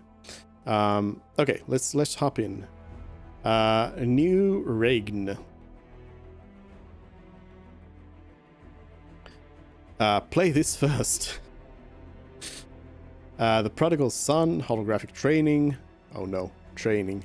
Your Legacy Rises guided experience. Campaign, Great Houses Divided. Oh, I can just jump into the campaign. Do you want to do the training?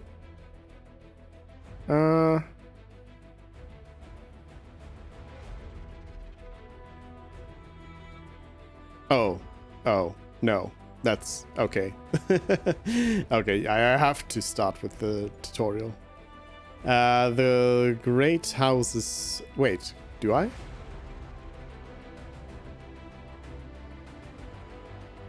Maybe not.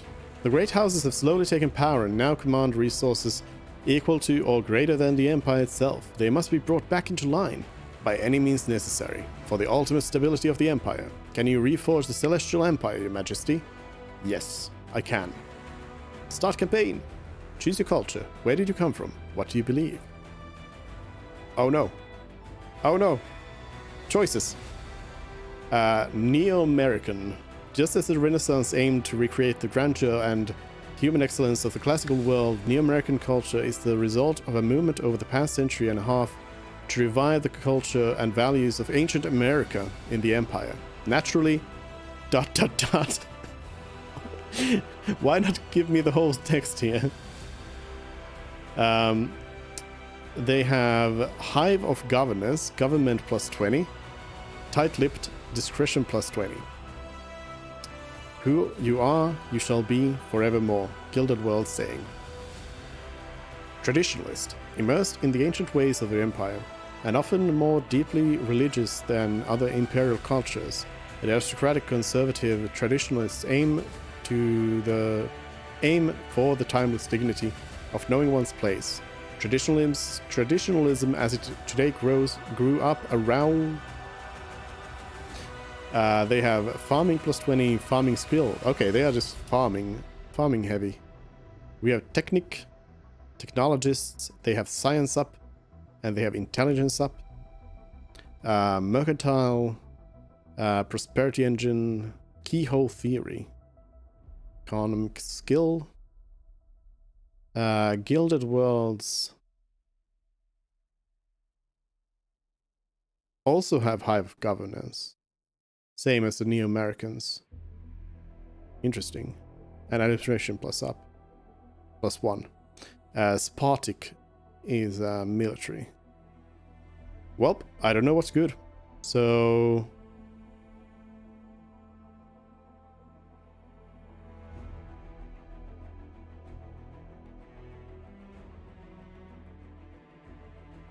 let's go with science, so we can get through the technology tree faster. Oh, now it gives me the whole thing. Let's go. Choose your visage. What do people see when they look past the Guild of the Crown?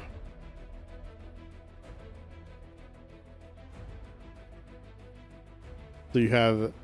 I guess you only have a few, like, breach determined... Oh.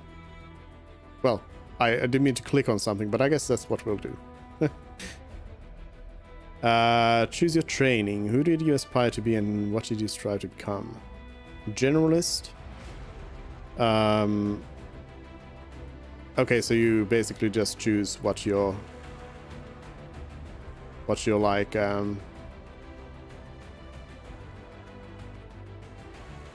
specialty is. So you're a generalist, warrior, mercantile, administrator, humanist, or spy master.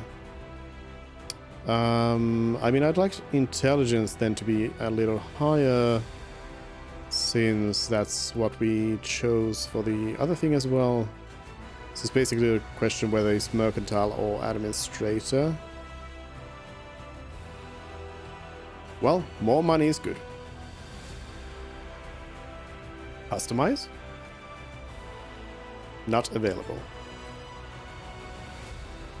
House traditions. Maybe I should have taken the demo or the tutorial. I don't know what these are. Academic tradition, how skilled you are, research. We'll probably go with that. Engineering, manufacturing, farming, government, high tech, military, mining. Can I just max out my research and then economy? Again, I have no idea. So we'll just go with something. Choose sigil. Coming soon, coming soon.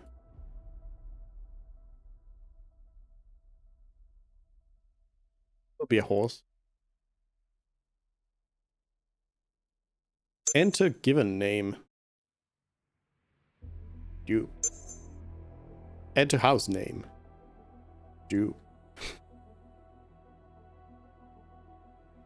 Choose humanity's new home. When humanity fled the Zeal, where did the Stargate lead? Simple, average, high. Good to grow a small empire or for new players. A balance of empire size and manageability. Large empire size will make houses more dangerous. Oh, we can only do the simple one.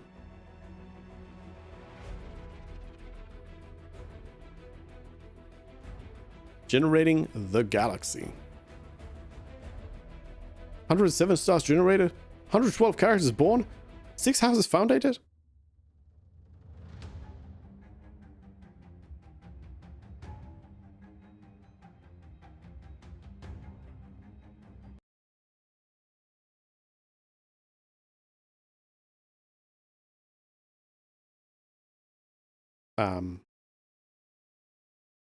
We crash.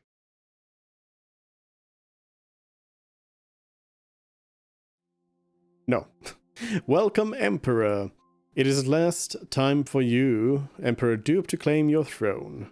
I will be here to advise you as needed, and stand loyally by your side. I must be frank with you. The Celestial Empire is dying. I will tell you more as we progress. Thank you. Quarterly situation report. Year 3050 AD. Quarter 1. Currently there are no significant crises. Crisis in the Empire. House Horlock and House Van Riegel are your allies. For now, you don't currently have any enemies in the Empire. You have significant power in the Empire. You have at least 5 forces. Military. You have at least 20 science points. Your JEP is low. You are almost out of basic materials. Active win conditions. Gain immortality or become overlord.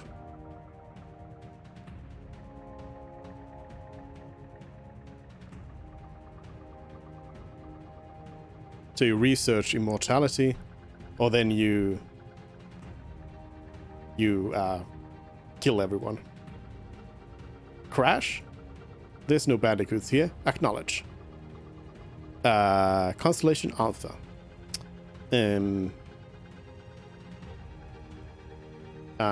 Budget due in 19 turns. Oh no, I need to make a budget.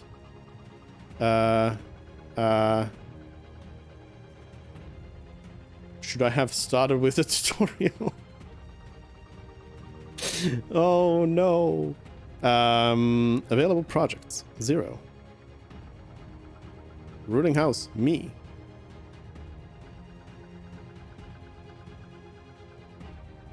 Okay, I'm the horse. I need to remember that. So here's another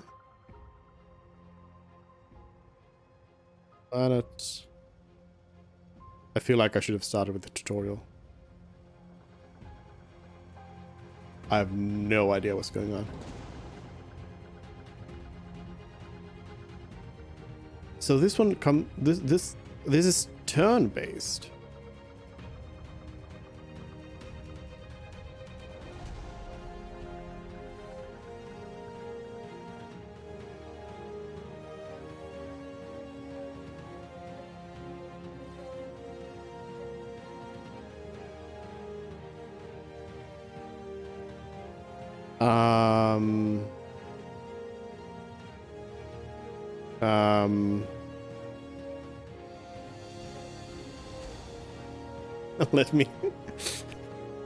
Let me exit out.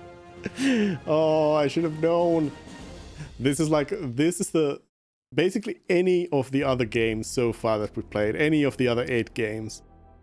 Definitely you can go into them with a tutorial if you played any game in the same genre before. I should have known that this would definitely not be one. Oh. It is time to learn the basics from your father, the Emperor. You never know when you might need them. Alright, let's go back to school.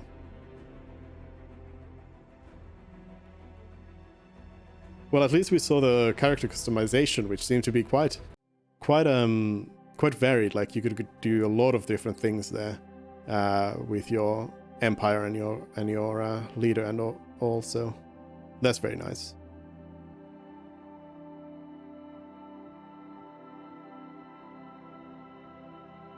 Beer station.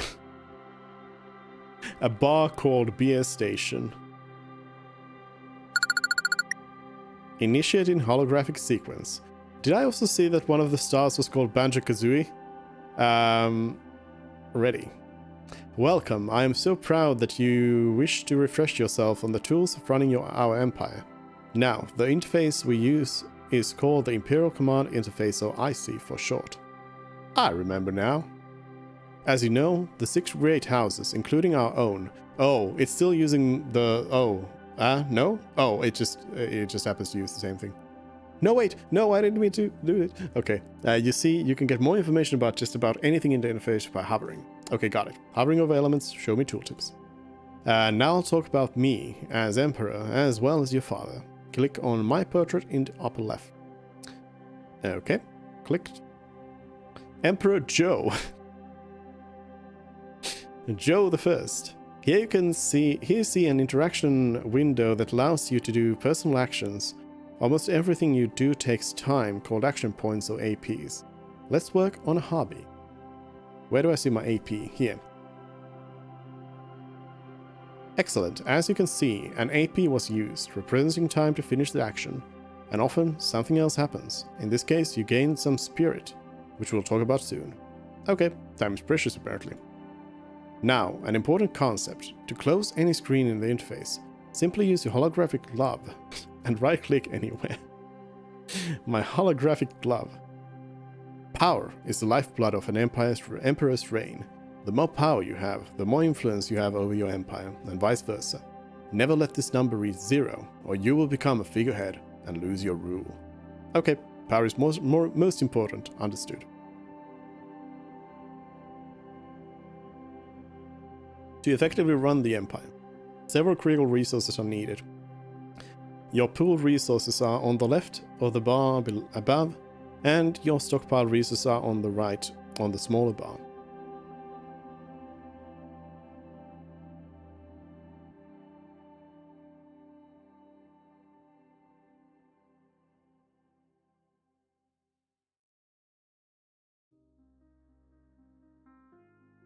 What's a pooled resource compared to a stockpiled resource?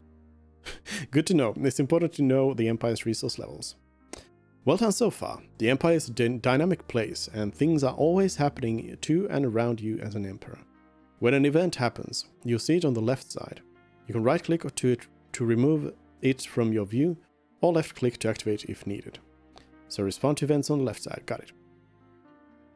Let's get to know one of the most important class of people in our empire, a house leader. Click on the house leader portrait above the Enosis constellation on the galaxy map.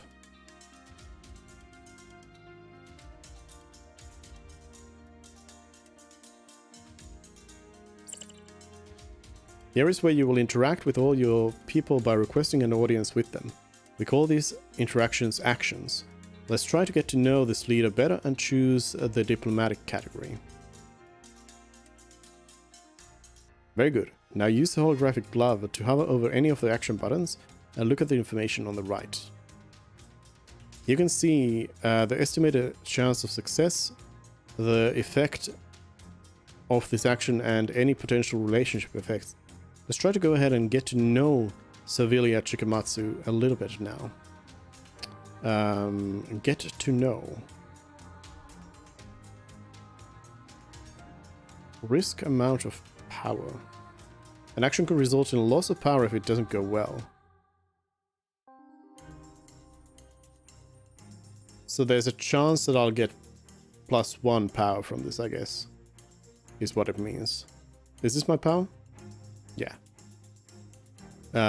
So I get 100% power. Our relationship goes...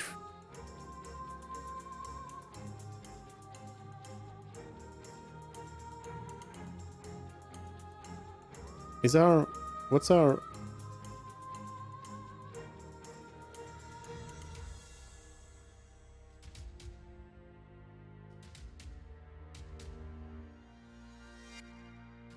What's me?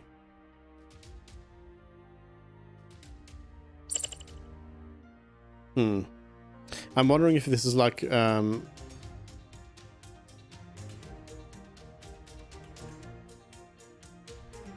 it gives +30% and as such we end up at -20%, or if it means that the relationship can go anywhere from 30% to -20%. Well, get to know. Now you have formally requested an audience with Servilia Chikamatsu, and at this point you can continue with the interaction or cancel. Go ahead and initiate a friendly posture. What's up, Doc? Or I mean, Emperor Hawkstorm? You and I have got to spend time together. We should discuss some mutual topics. Great, Servilia Chikamatsu decided to spend some time with you, which caused your intel on the person to go up and your relationship and power to increase as well. Most successful actions raise your power, while failed actions lower it. Alright. Trust gained, grudge reduced, power increased. Last but not least, we'll explore the turn mechanic. Everything you do is turn-based, and the time only advances when you end your turn. Every turn equals 1 season. Let's try it out.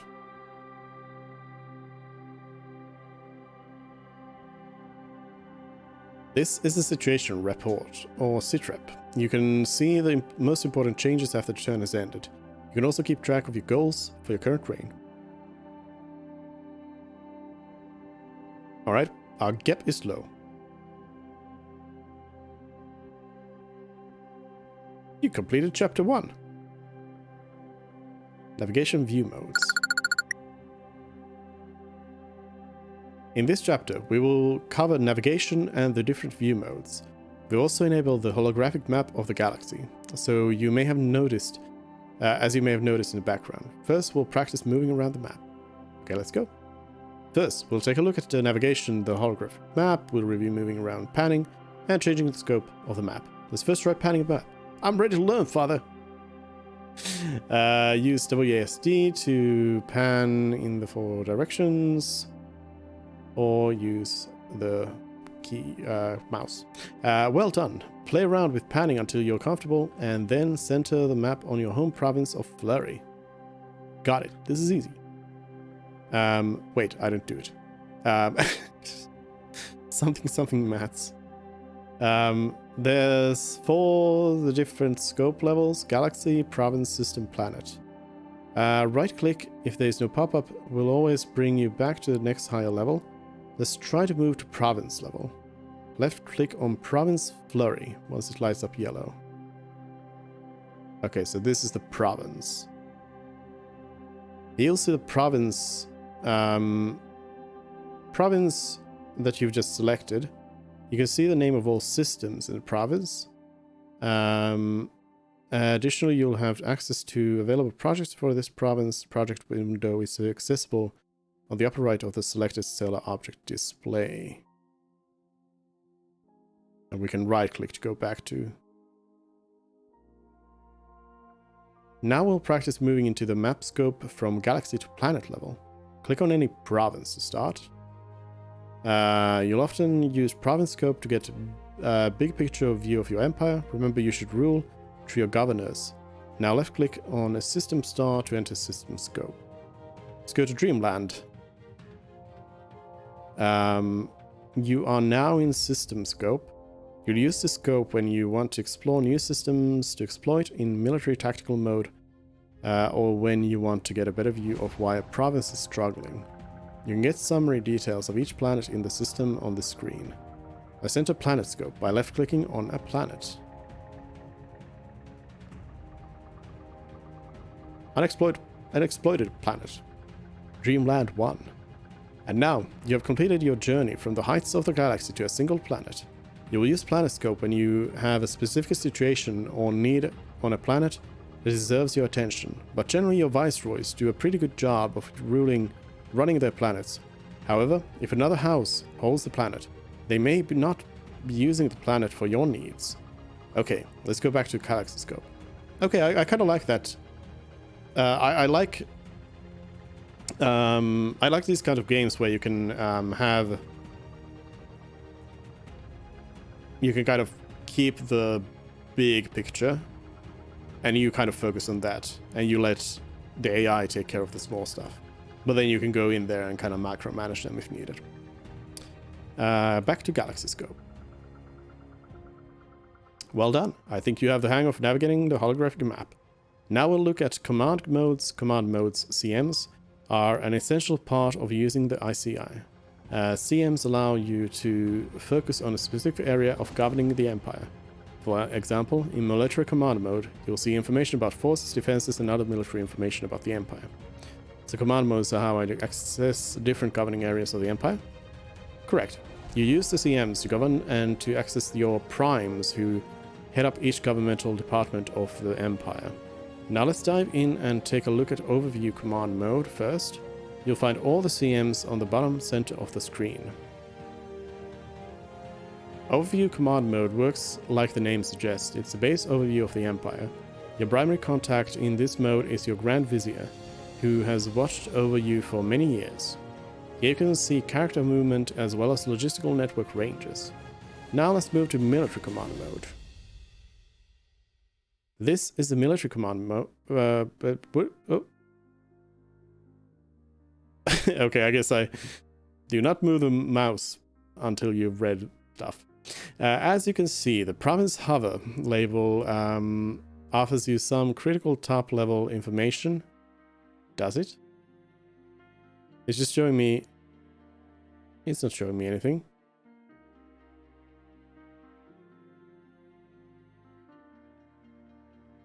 So you don't need to enter the province scope for every bit of info. It's not showing me anything. You'll also see indications on what's happening in the province. Projects, supercritical events, and tasks are shown in all command modes. Conflict indication is unique to military command mode. Let's move to economic command mode. Click on the economic CM button indicated below. Welcome to economic command mode. This mode shows you information about your trade network and the profitability of its systems and planets. You can see trade routes for import and export of food, energy, basic, heavy, and rare materials. Another very important construction is the trade hub icon. You can see its range shown with a green circle. There's a trade hub in here. Political command. In political command mode, this mode focuses primarily on the generation of administrative capacity, or ADM for short. which is your capacity to build and to do things in the Empire. You'll learn more about administration in the next few lessons. You can see administration generation for each province. You'll also use political CM for actions like claiming systems or organizing new provinces. Democratic command mode. You're almost through the command modes. There are 2 more. The first that you are currently in is demographic command mode. This mode is all about your people called pups. You can see migration routes and possible riot indications here. Riots are very destabilizing and can lead to an overthrow of your rule, so you want to watch the mood of your pups carefully. You can also see system popular support and the province scope. Last one, let's move to Intel command mode. Well done! The Intel command mode covers your spying and intelligence factors in the Empire. How much do you know about a planet, a system, a house? You have powerful intel assets called Inquisitors that can perform a wide array of both intelligence gathering and black ops tasks in your name. You can also track potential plots in the province view. Plots are actions against other characters and will be discussed in detail soon. That's enough for today. Let's go back to overview mode. You completed chapter 2. How many chapters are there? Can I see? Oh. That doesn't look good. everything got squished. The year is 3050. Oh.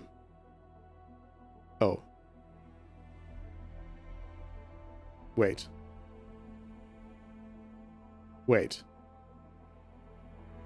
No. Oh, okay.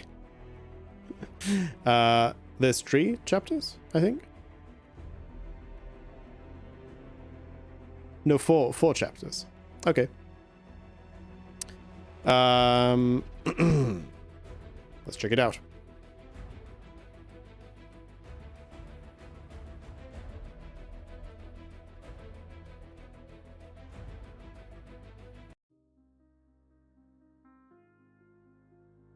Beer station.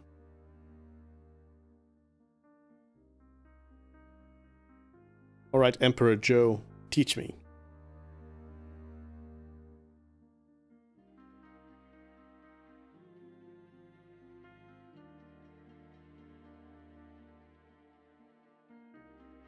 Joe?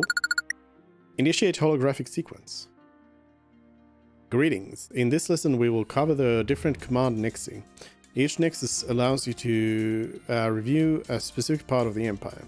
They work similar to command modes, but are independent and more focused. To start, all nexi are positioned in the lower right bar as indicated below. These? Yes. I can't wait to learn more, Father. The first nexus that we'll talk about is the Stellar Nexus.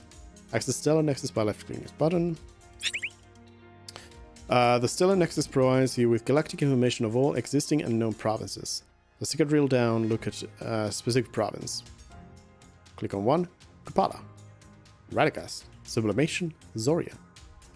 Kupala.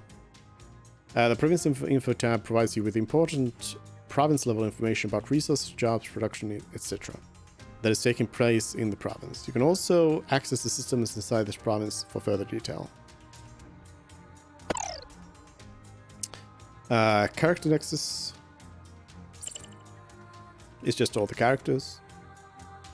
3 different modes, cluster view, grouped in different categories. Then we have list, which you can sort and search. Okay, all good, all good. House Nexus. Relationship of all the houses towards your own house. Let's take a look at a particular house. Let's look at Funregal. In the selected house view, you'll have access to more detailed information about your relationship between houses. You see detailed information about the active challenges. You can also challenge the house from this screen. Initiate challenge. Okay, we won't. Here's a basic overview of the rest. Economic Nexus covers your budget and cash flow. Intel Nexus oversees and controls plots and inquisitors. Military Nexus shows you active conflicts and your forces and military production. Science Nexus controls scientific discoveries and breakthroughs. I'm sure I'll use them eventually, Father. Oh, that was all.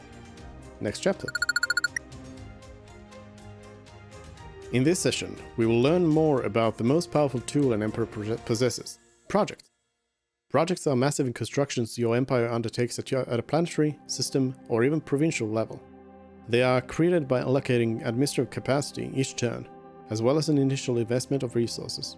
Cool, I'm ready to learn. Projects are always bound to the selected province, system, or planet. Generally speaking, the higher the scope, the more expansive and lengthy the project. Let's go into province first and find an uninhabited system. Alright. Uninhabited systems are white-colored names. Rubicon. Select available projects. Here you can see the available projects for this system in the military category. Usually, the default category shown is the command mode you are in, but since there are no overview projects, the next category was selected. The left panel shows you a bit more detailed information about your selected system. Let's change the category by clicking on the category element button. And project, government project. As you can see, there is quite a lot of information for each project. The most important is the power gain and the duration. If you lack certain resources, they will show in red on the cost part. Also, the project will be grayed out until you meet the requirements. Now we're going to try a project. Click on the project claim system. Estimated duration is 11 to 31 turns.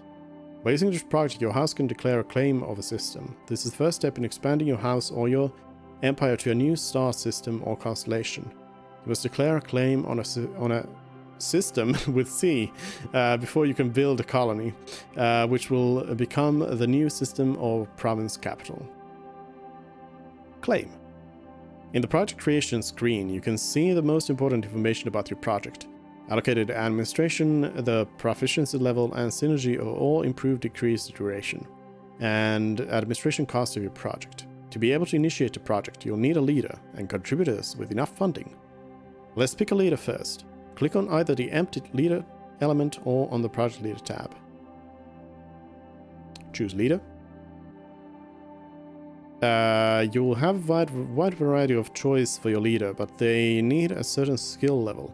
That depends on the project type. A very important method to finding the perfect fit is sorting panel.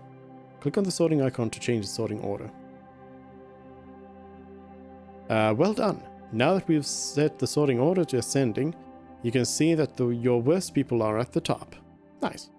Let's click on it again and reset to descending. Then let's pick a different method to sort by in the drop-down. Alright. Descending and sort by administration. You can now see what the project leader influences. Looks like the top character in the list would be a good choice because of their high government and administration skill. These two attributes greatly influence duration, administration, and resource cost. Additionally, administration skill also defines the amount of contributors. You can have up to 3. Seems there are multiple good choices. Check out the different characters and select one as project leader who has at least a 4 administration skill? 3.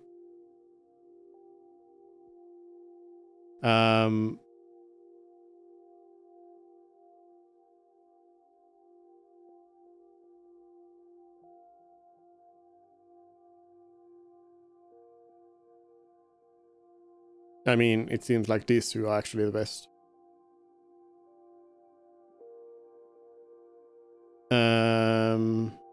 Let's do Bendikabang. You can say the contributor can influence the proficiency skill, hence the duration as well. The most important role of a contributor is to contribute expertise in exchange for power. As soon as the project skill bar is full, you can initiate the project. Now let's pick 3 contributors of your choice.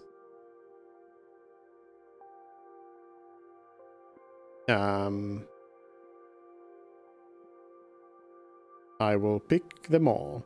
You can always replace the leader or any contributors if you are unhappy with your initial choices. Overall, however, seems like you made a good choices. I did. Let's start the project. Initiate. Well, little one, our time with the interface is at an end. You now have the basic knowledge of Emperorhood. Your learning is far from complete, of course, but you now have the tools to explore further. Though I will not be around much longer. While I live, I will be by your side. Thank you, Father. I'll do my best to honor your legacy. Your legacy arises. Start adventure? Is this just going to take it then to the regular game, or was there... Is there like a second part of the tutorial? Like a freeform part? Duke creates the Patriot Act. Wait. It just took me back to the... It didn't give me any choice.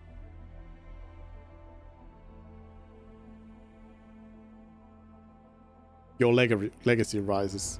So it's a more guided experience, and then you can play the more open thing.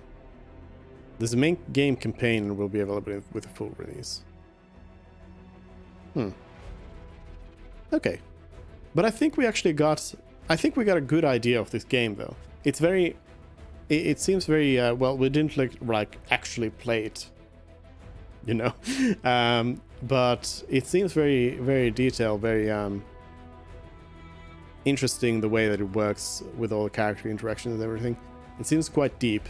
I want to spend a little bit of time with this, diving into it and all. But overall, it seems like a great game in the genre. I feel like the UI is a little bit like the UI like design.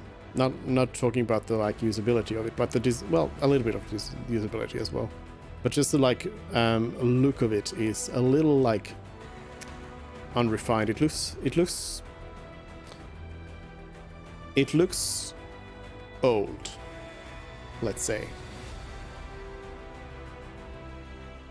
But otherwise, good stuff. Good stuff. Locally agrees. Nodders. We got any nodders in the chat? So that's it. That's the end of it all. So we played through Dogs Organized Neatly, which was fun, even though I couldn't finish it. It was too hard. Dogs Organized Neatly is good. Tunic is a good Zelda-like.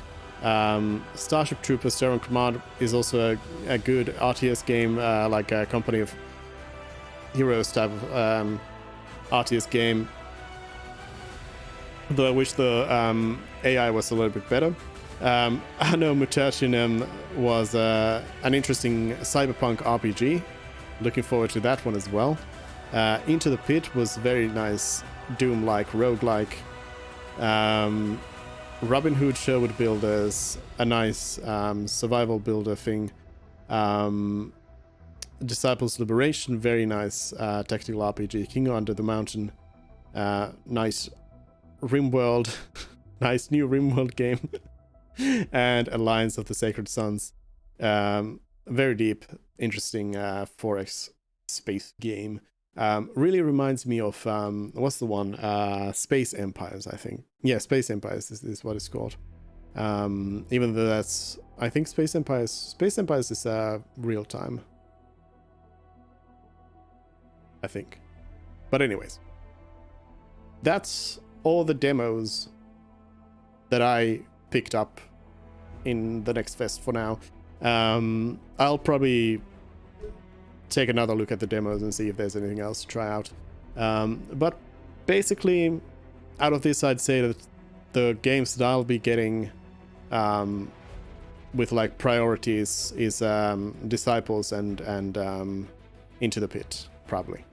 But I don't know if we'll play those on release. It kind of depends, because, you know, games cost money. Who has money? So yeah, we'll maybe get back to some of these games in the future. But very good demo time here. Thanks everyone for joining in on the demos. And we're gonna jump over somewhere else. Somebody else doing any demos? Any demos in the house? Demos?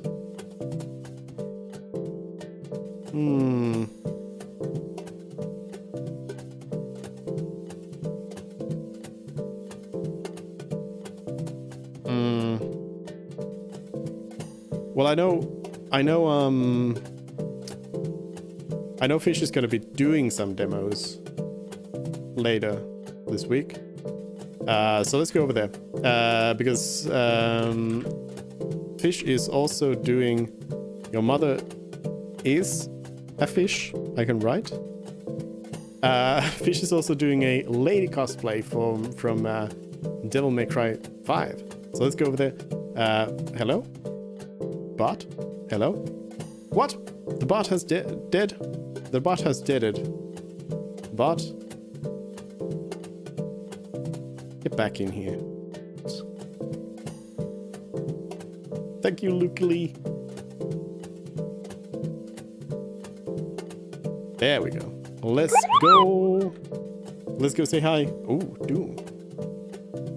Wait, is it? Yeah, that's Doom. I was like, is that Doom? Yes, it is Doom.